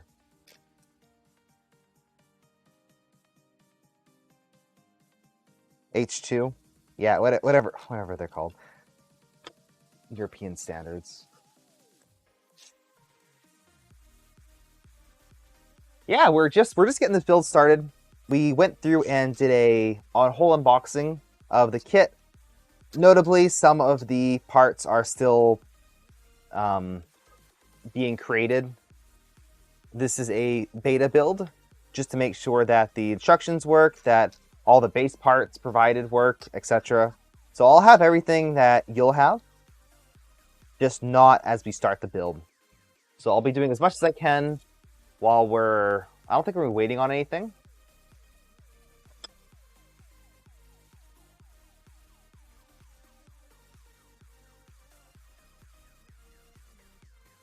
But I'm just getting these all preloaded. A lot of building a printer is preloading stuff, getting them all set up. That's kind of what this is. All I recommend is just take your time. Put on a movie while you build your printer, play some music, or one of my favorite things to do, hop onto the Voron Discord and hop into live chat. There's always someone talking about something in there. Whether it's 3D printer related or not, that's a different question. But there's usually someone talking about 3D printing, and feel free to just stream your build on Discord. Just get a little webcam and show what you're building. As you're building it, you can ask questions. Chances are someone will know something about a Voron. Jim Leahy's, thank you for subscribing with Prime over on Twitch. I appreciate it.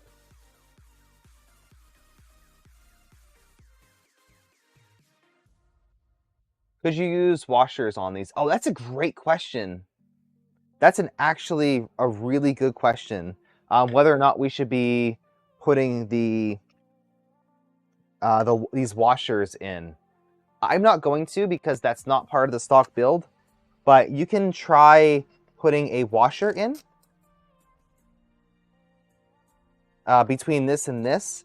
And when you go to assemble it, it should help with keeping everything aligned. That is a great tip that I haven't actually done yet in a printer build, so I keep forgetting about it. But I'm following the instructions here. This is a pretty much stock build with some minor upgrades, and we'll get into that as we go.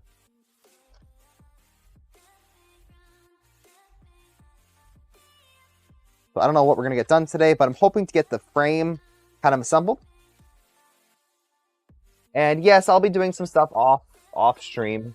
I guarantee this is going to be a similar build to a Voron 2.4. So feel free to hop onto YouTube and check out my Voron 2.4 build series, or watch someone else's, like a Steve Builds or a Modbot. They all have their respective build series. And Steve Builds actually has a Micron build series too. So you can watch that. But we're almost done with this. I do have a full-size LTT driver coming in because I really like the knurling on the shaft right here. And it's easy to use, like, just your fingers to screw in the screw. Super useful instead of having to turn the entire driver. And this won't really ratchet because there's no resistance. So you're stuck with a fixed driver.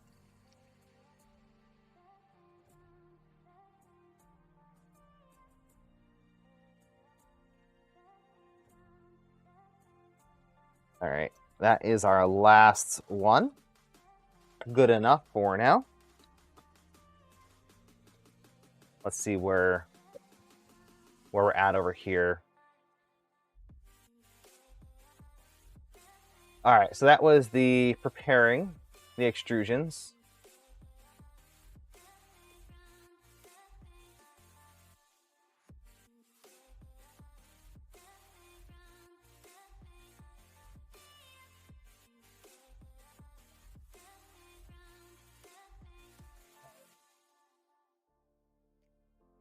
Next is populating nut carriers. All right, so I think we're going to be installing the Z rails. That's why we're getting all this set up.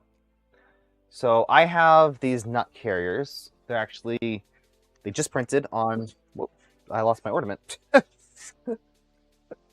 Oh no. My West3D scam ornament.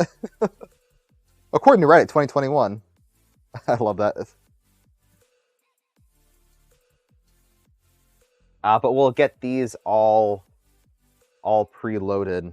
I printed them wrong the first time. I had them upside down, so they didn't print properly. Get back on there. Is West3D a scam? I guess you have to find out. Am I right? Am I right? Get some hot sauce. And if you are going to order from West3D, I have a link in the video description. It's west3d.com/zombiehedgehog, and that does give me a small portion of the sale back as a commission. So I was actually reluctant to get an affiliate account, because I just like recommending West3D, but it is still seriously one of my favorite printer parts stores, even though they're the furthest away from me.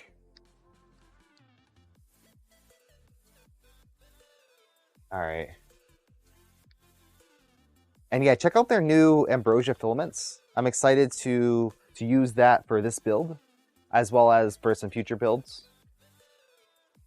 We have our M2 nuts. I'm going to put those in this small organizer in the front, and then immediately drop them everywhere. Like I said, I just dump container or the bags into the bin. It just makes it easier when you're doing a lot of one thing instead of reaching into a bag every time. You can put them back in the bag when you're done, but the stuff with a large quantity of components is better just to put in these bins. So these are the rail backers, and it looks like we're populating all of them. We have 100 M2 nuts. So I think we'll be able to populate every single one on here. Alternatively, you can populate every other, and that would probably be fine too. 180 build. To populate all 6 adapters, you need 84 M2x6 screws and nuts.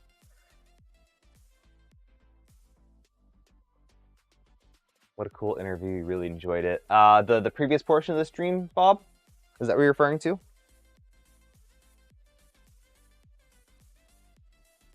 What are these? Oh, these right here. We have 115 M2x6. Yeah, we can fully populate everything by the looks of it. Yeah, oh yeah, that was awesome. Thanks again for coming on and just explaining this build. I've seen Alan a few times in person, and he's a cool dude. Actually, everyone that works for West3D is cool. I want to go to these events just to hang out with the West3D folks. Where are you going to put all those printers? That's a good question. That's actually a really good question. The small ones are easier to manage. This one is going to be about the same size as this, so it can kind of go in that area. So I'm thinking about getting a second bamboo. Wow, this is going to be... All right, I'm going to have to put these down and just load these nuts in. I'm thinking about getting a second bamboo, mainly because I'm trying to start selling prints, and the Bamboos have been the most reliable for me for print farming. I love custom printers, but I tend to over-mod my printers and use them for fun. So they tend to be on the less reliable side. That being said, both my Trident and my 2.4 are some of my cleanest printing printers. So when I need a good print, I print on them. But for print farming, I do prefer the Bamboo. So I'm thinking about getting a second one, and mainly because I can use the AMS system for loading filament. It just makes the whole process is easy on a Bamboo. So I might put this over here. We'll see.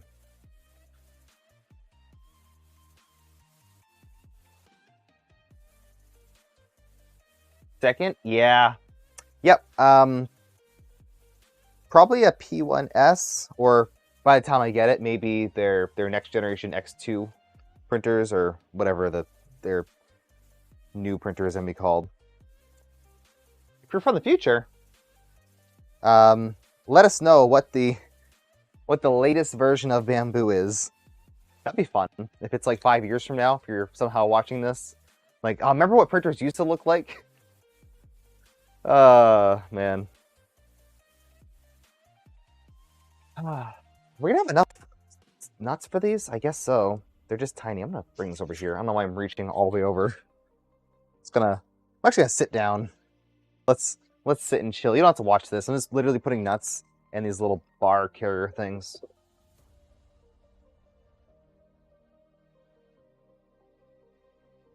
Heat comes on Friday. Gonna try the P1P. Good luck with that.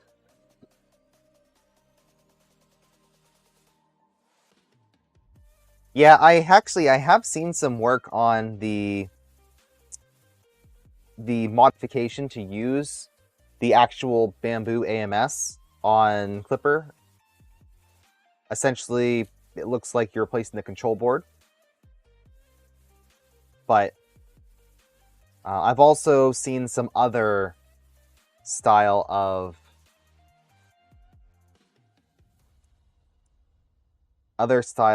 AMS systems. Unless they have full automatic capability, I'm not really interested in too many of them. That's kind of the thing about the Bamboo. The fact you can just load filament, it does everything else for you. That's miraculous. I love that. So until that feature becomes standard in some of these other printers, or sorry, multi-material units, then I'll just stick with this. But speaking of, I do have a couple of upcoming builds. I am doing the tap changer. So tap changer is a...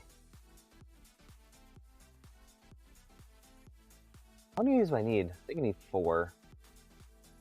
Do we need 6 adapters? I guess so for the Y rails. I just don't trust the screw amount. It just doesn't look like it. Okay, well, I guess we'll keep going. Anyway, I am building the tap changer. So that is a Voron 350 2.4 conversion. So you build a base 2.4 and you add a tool changer to it.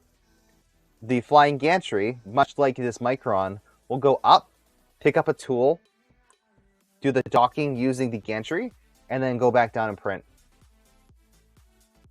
So that is going to be extremely nice for printing multicolor. And have a good night for anyone watching this live who has to go to bed. Have a good night. Thank you to my mod, MadCat USA.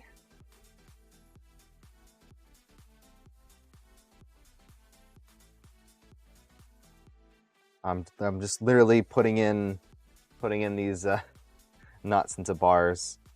Preloading the square nuts is gonna be fun too. I don't know how much that'll have to do, but these nut bars are fun. But you know, I'm just listening to music and I'm getting assembled and reading chat. It's not too bad of a process.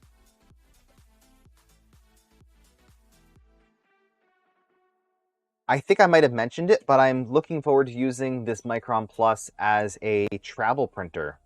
I think it'll be the ultimate little travel printer. I'm going to have a lot of fun with that. Something cool about running a Raspberry Pi is technically speaking, you could run just a regular Linux distro on there with a screen, so not running it headless, and then run a screen out and keyboard out, and run a slicer right on your Pi. No one's telling you can't do that. But I will usually just bring a laptop with me and use that to slice and send.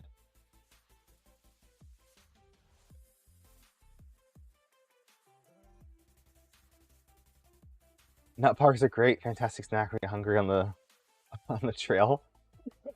Yeah, we'll have enough of these. They're just tiny, so it doesn't look like there's too many of them.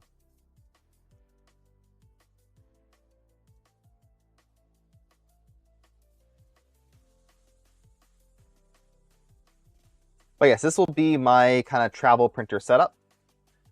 Since I don't travel, so when I say travel, I mostly mean drive from house to house. I'm not planning on flying with this, although realistically, I could get a carry-on. I think that would fit in a carry-on. Don't quote me on that, but a very, very minimalistic foam, literally just enough to make sure it's not scratched.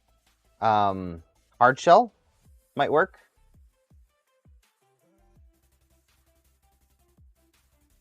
But I'm not sure if that would fit in the dimensions.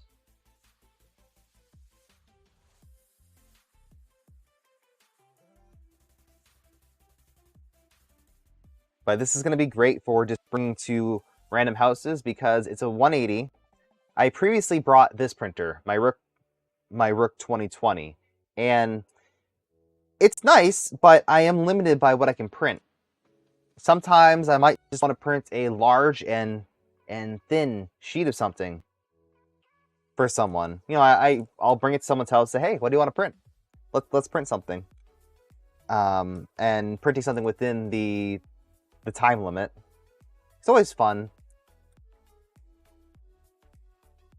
But this will give me more flexibility when it comes to printing. And I can print ABS on the go now. Not that I would need to, but I can print ABS on the go.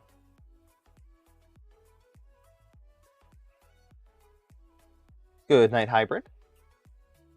Rhino, thank you for subscribing on Twitch. Tier 1, thank you so much. If anyone's interested in supporting the channel, whether it be Twitch or YouTube, I do have a Patreon. I don't do a lot with it currently, but I do have that. And I do offer printer support. So if you have questions about a specific issue you're having, I can't guarantee I'll answer it, but at least try to point you in the right direction. So if you want to hop on to my my Patreon Discord, I do prioritize people who need support that are patrons. I only have limited time, so that's what I do. I've been able to help many people fix their problems, and I enjoy doing it. But if you, like I said, if you want to support me, that's probably one of the best ways of doing so. Bob from California, gifting 2 Tier 1 subs. Thank you so much. Going to Incendium and Tim. Thank you. I'm very, very happy that West3D is letting me test this because it's something I would have wanted to buy anyway. So I'll end up beta testing, I'll give them a lot of feedback, and I'll get a really nice printer out of it.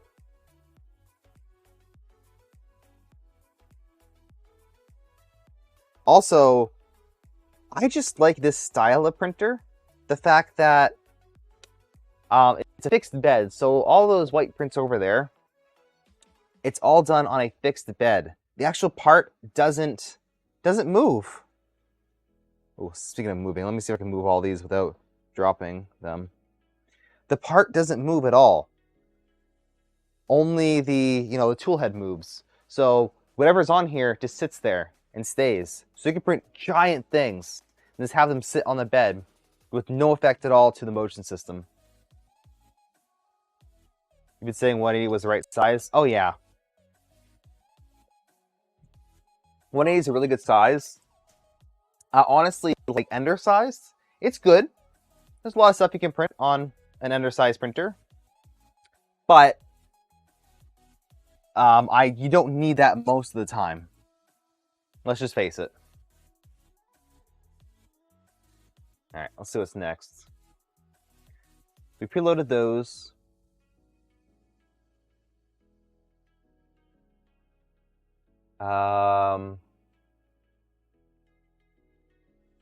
What's going on here?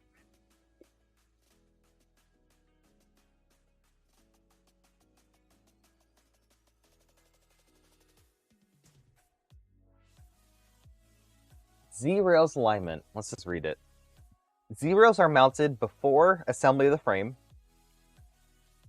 Stand up one of the A extrusions and use the printed rail alignment tool as shown. The rail end should be 36 millimeters from the bottom. Use a second rail alignment tool on the upper half, marked as 7, to properly center the frame. I think they're both marked 7. I think they're both the same thing.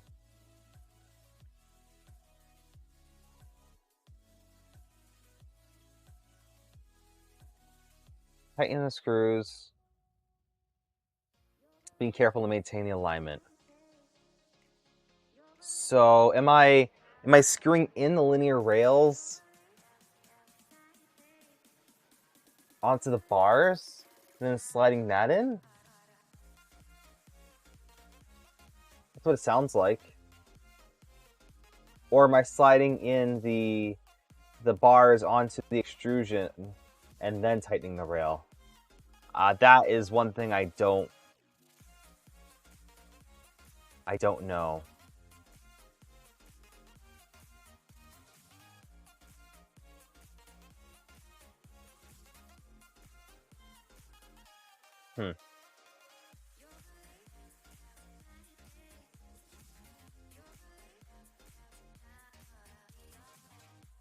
I'm guessing you insert these into the linear rail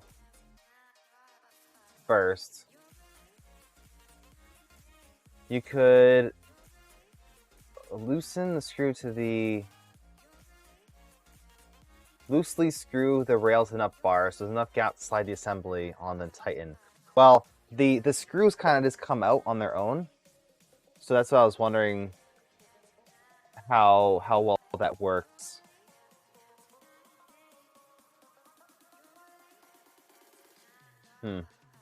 I feel like just putting into the frame first would make more sense, personally. I don't know. I think I'm gonna try that. So these are the A extrusions. So these are the long ones. So I'll try to show what I'm doing. Oh, we need to lube the rails, don't we? I think we do. Don't know if these come pre-lubed. I always like to add lubricant regardless.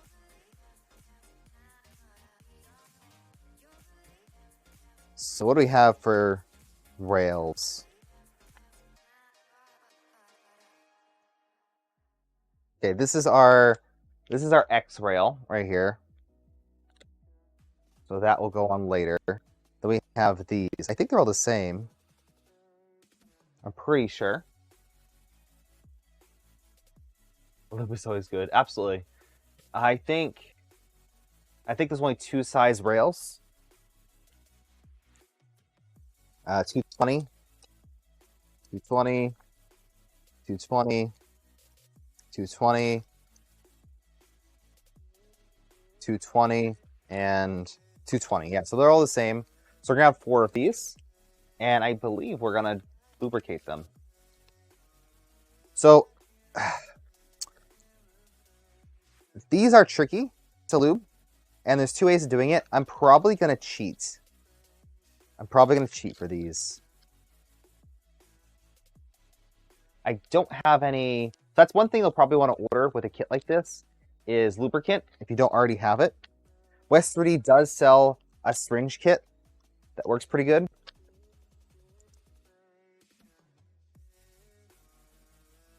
So I'm just going to use whatever I have here.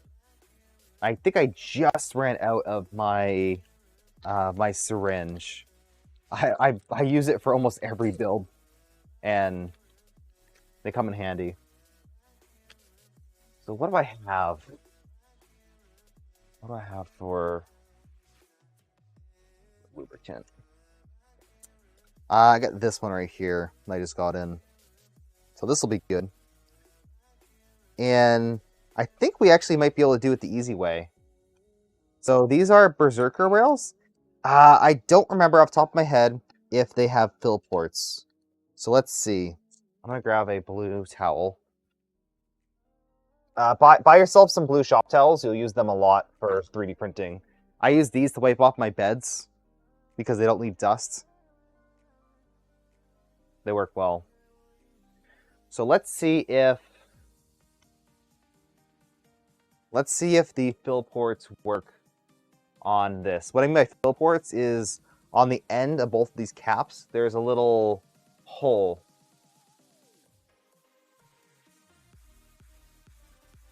What size? 9mm. These are 7s. Yeah, 7mm rails. Small.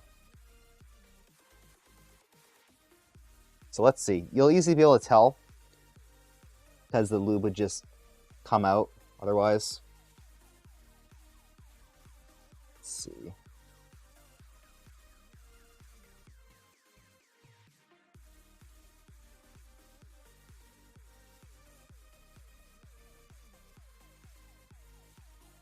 Don't know. Is anything coming out? They're not screwed enough. Try that. Let's see.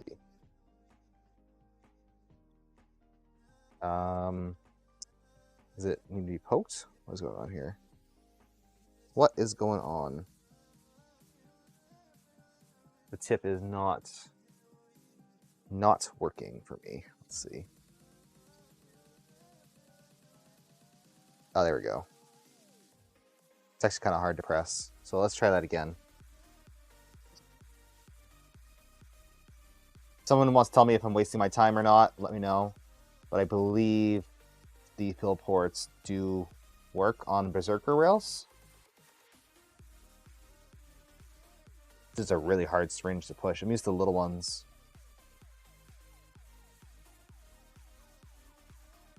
Oh, it does. Aha, it does work. So you can see right here, only putting into this hole, it started to leak out here. So yes, the fill ports do work on these Berserker bearings. That's awesome. It works? Awesome. Yeah, sweet.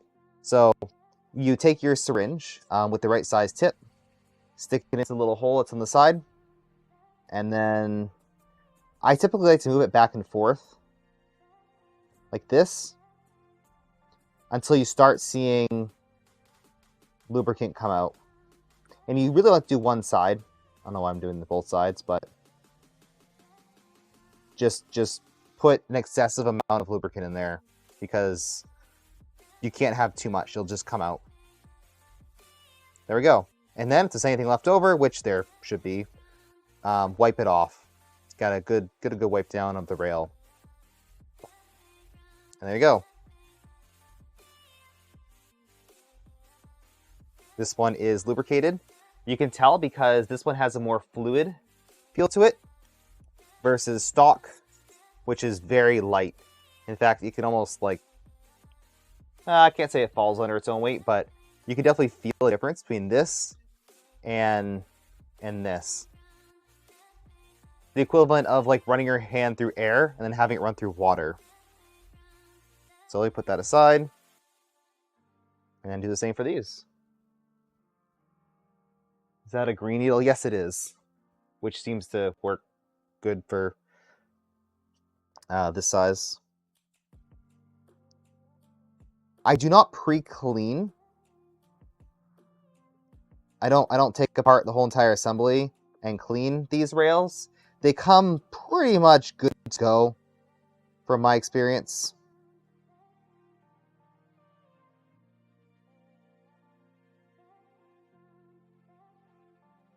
Just need to add lube. But if you have a cheap set, yeah, you should take it apart and really clean it and with isopropyl alcohol. But for what we're doing, this is fine. That's good. Any lube is better than no lube for these. Reeling Heroes is so crunchy, full of metal dust. Oh, I bet. Yeah. Crunchy rails are the worst. Actually, I recently tried out my original rails that I bought on Amazon. Just like moving them, and I didn't realize how bad they were. Because they seemed like they worked fine at the time, but they were so crunchy compared to some of my newer rails.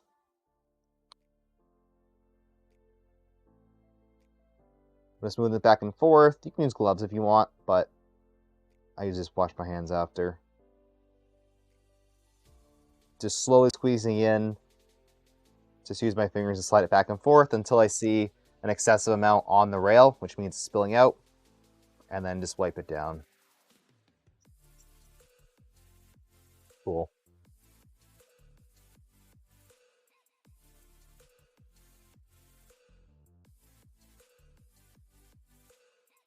Lots of fun. Everyone always loves the rail looping parts of these streams. And if you don't have a handy fill port, so if you don't have Berserker rails, then you can squeeze it through the back. You'll have to use a lot more, and it'll be really messy, but you squeeze it through one of these holes and then slide it back and forth. That's the only other way I can think of doing it. Other than sliding off the carriage, I do not suggest sliding an MGN 9 or 7 rail off. The balls are really small, the ball bearings, and you're bound to lose them. It's actually quite hard on these small rails. MGN 12 I typically do, but this size I don't bother. So just use the fill ports. Buy a rail that has the handy fill ports like these Berserker ones, and you should be good to go. So that's enough. Doesn't take too much really, but just enough to have the rails slide smooth and they'll feel fluid. All right, what's next? Okay, so I'm gonna take the longest rail, like this, and I'm gonna use my own judgment and slide in the rail first.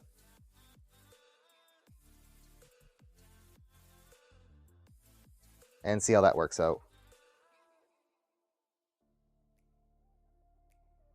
So just very carefully sliding it in.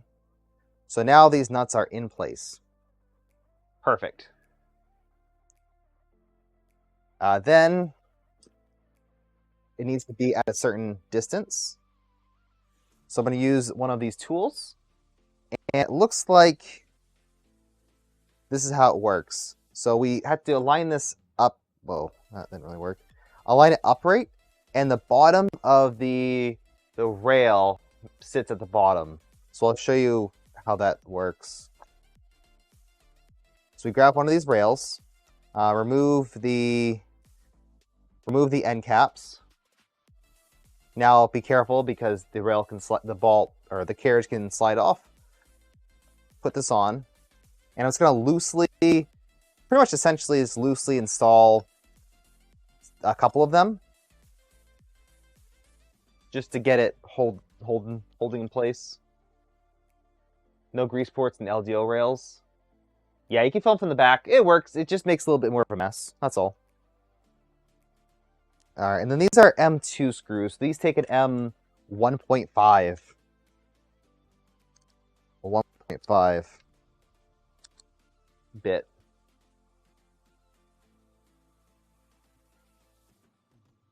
Trying to show what I'm doing on screen, but I only got so much real estate. So many screws. Again, this is why This is why you buy a fastener kit, so you don't have to deal with all the sourcing the screws. In general, if you're building a Voron or any 3D printer, getting a kit is going to be your best bet. There's no real way around it, unless you need something very custom. I mean, I'm talking very, very custom. Then just get a kit. Or get a kit and then mod it. I think NGN 7 will fit 3030. I think it'll fit like straight through it.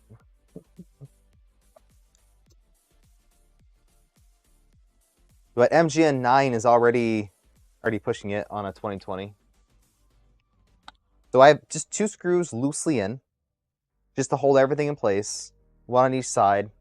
And then we're going to use this adapter.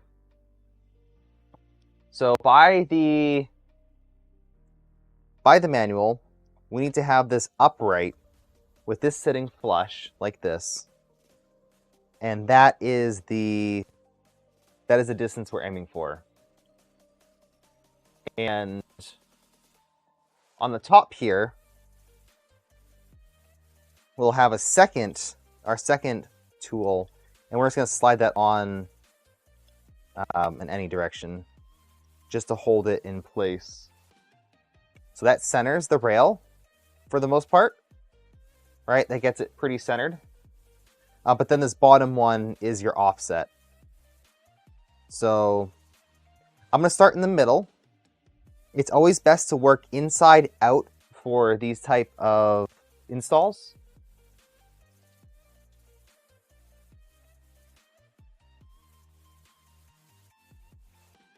Let's see. Let's get this middle-ish one in. So I'm gonna hold it up. It's a multi-part step. So we're gonna hold this up so it's flush on your desk, pushing down with this top part in. I think these might be a little loose, but that's okay.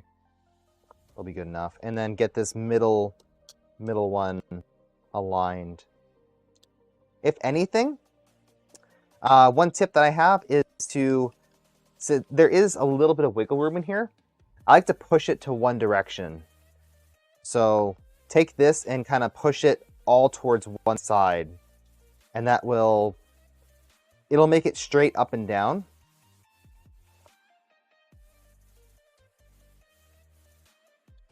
And that's really, really what you want to have, is like a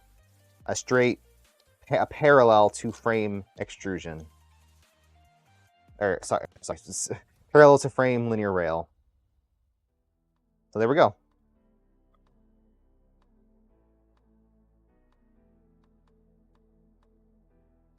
That looks good to me. It is a little closer on one side than the other. So I could center it. I don't know. What do you guys think? What do you guys think? Should I try to center this as best as possible? I might need to scale these down even further to have a really snug fit. I always tend to run into that issue where these are slightly undersized. So let me try it again. Just make myself happy. Don't rush installing stuff like this, especially on your motion system. This is probably your most critical steps, is getting everything lined up correctly. So the frame, getting that square, getting all your rails set up correct. I'm just gonna kind of use my fingers to feel where this needs to go. But I'm gonna do my best to center this.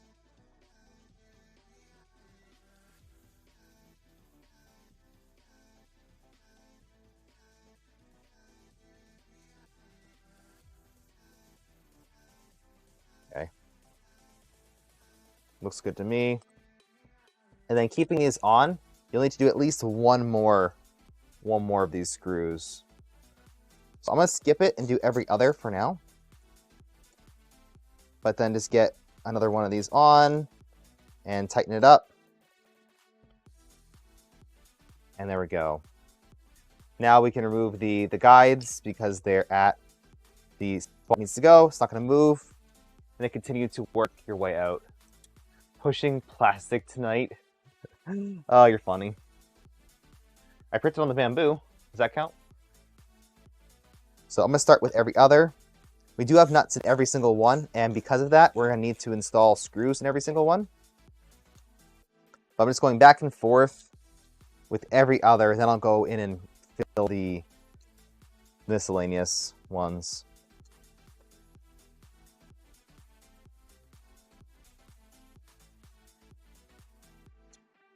And then get them all tight.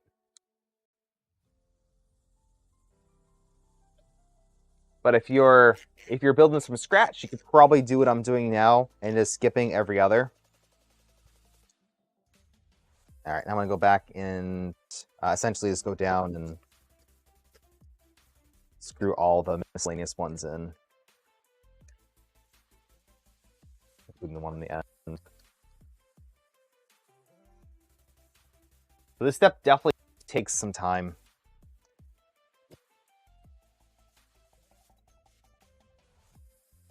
Take your time. Don't screw these in too much because they're in a printed holder for the nuts. So you want to have just enough force on them to where they hold snug, but you don't want too much or else you'll have an infinitely twisting nut and you'll never be able to get it out. So if there is an option for a nut bar, I'd probably recommend it. And that would make this whole process a lot easier.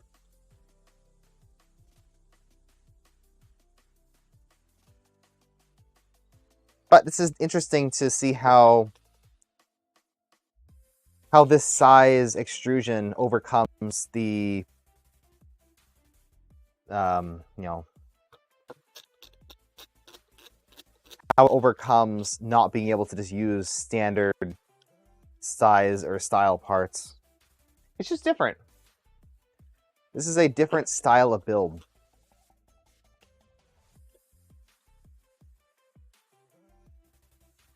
It's just small. Just follow the instructions. And it will take some time. This is probably going to take as much or more time than a standard 2.4. Just make sure each one of these are tight. You do not want a loose fastener. Make sure every single one of these is tight, or else you'll have one that's just rattling, and it'll drive you crazy. So if you ever have to leave one loose for some reason, just go back in and make sure that everything is tight. Okay, I think we're good here. We have a rail that goes up and down. Now, these have a pretty heavy preload, so they're not just going to slide. But just be careful not to bump them. They don't have the protectors on. You do have end stops. I'll have to find them. But they do prevent the rail from coming off. That's one. We need to do 4 of these. I'm probably going to call it soon, but we'll do another one of these. Squaring the frame is going to be very similar to a standard 2.4. Cross-threading is natural Loctite. Yeah, right. Yeah, so the difference between a 2.4 and this, with this, you're installing the rails on first. With a 2.4, you install them after. But after going through this process, I think it would make sense to install the rails on a 2.4 before you assemble the frame. Because you can just work on it like this. I think that makes sense.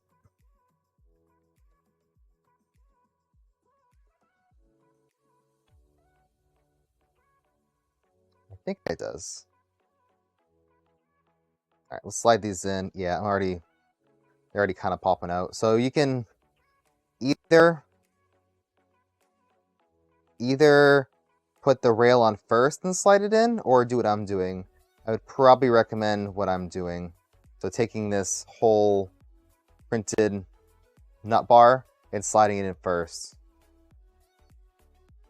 And then once it's in, you know that nothing's going to come popping out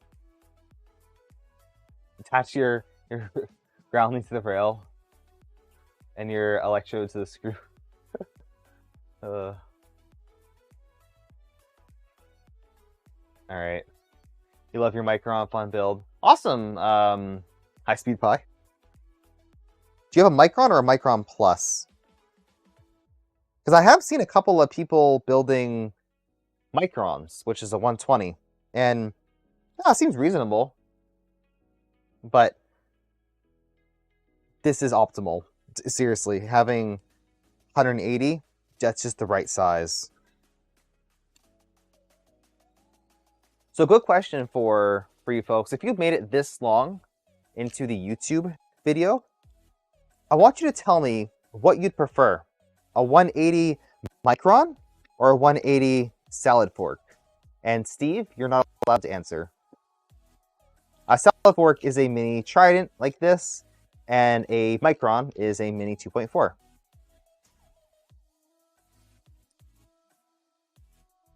Micron 120, you built it last year. Gotcha.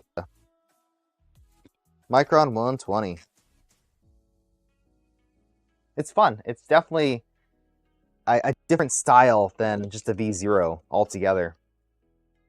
And I really like it. So I'm going to do the same technique where I am putting this spacer on the bottom and on the top. And I'm going to get that middle one screwed in.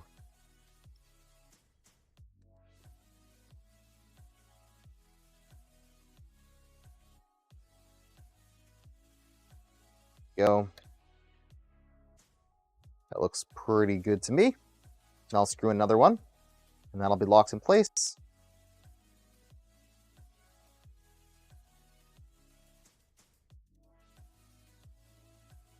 All right. Looks good to me. Hey, John. Yes, no, it's not printing yet. We got a few more steps to do. Salad fork is the fork that you're going to use to eat your salad that you're about to grab from the fridge. They forgot about. That's funny. Fixed bed flying gantry seems nicer. If you do it again, you'd build a 180. Yeah. Performance-wise, they're essentially the same. Essentially. You're more limited by cooling in both circumstances.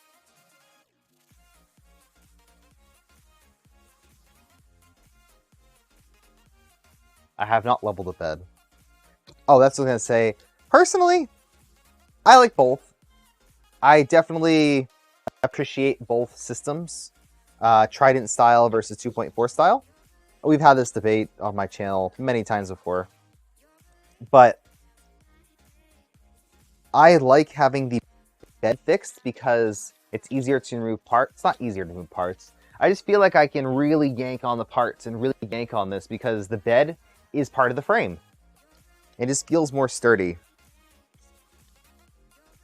So if I had the option of building like a 2.4 Trident, I'd probably build a 2.4.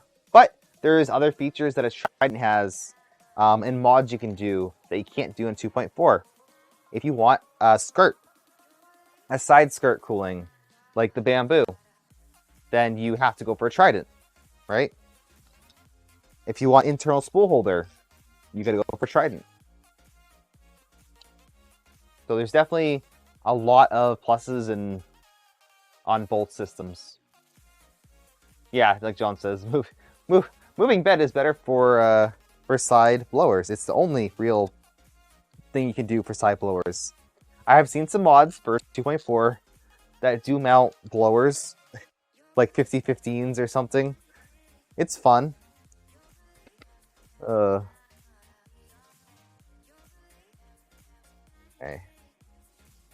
Real sick of these screws. Actually, maybe my next stream I'll have a different screwdriver. That'd be fun.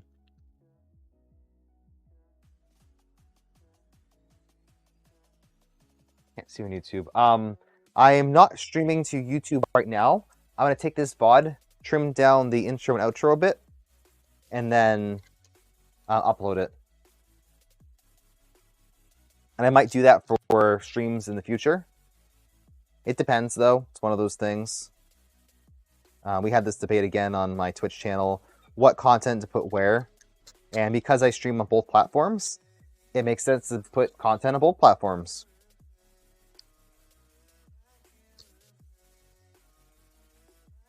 I like these rails. They're super, the finish is super nice on them. And I'd be very interested in trying a different color. Unfortunately, I have black, but it'll be actually, this is my first custom printer kit where I got a black frame. That's funny. All my other frames have been colorful because I like colors. Trident is easier to build, better for side cooling. You think it's better for MMU? Yes, definitely. If you're using a standard MMU, Trident will be better. But 2.4, you can use tap changer. All right.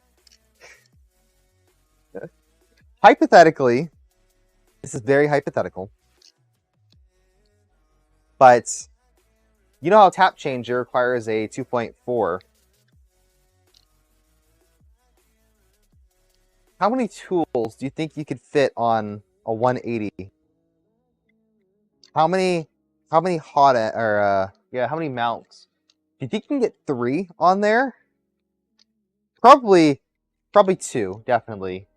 But could you imagine it's like a 2 or 3 tool changer on a Micron? That would be interesting.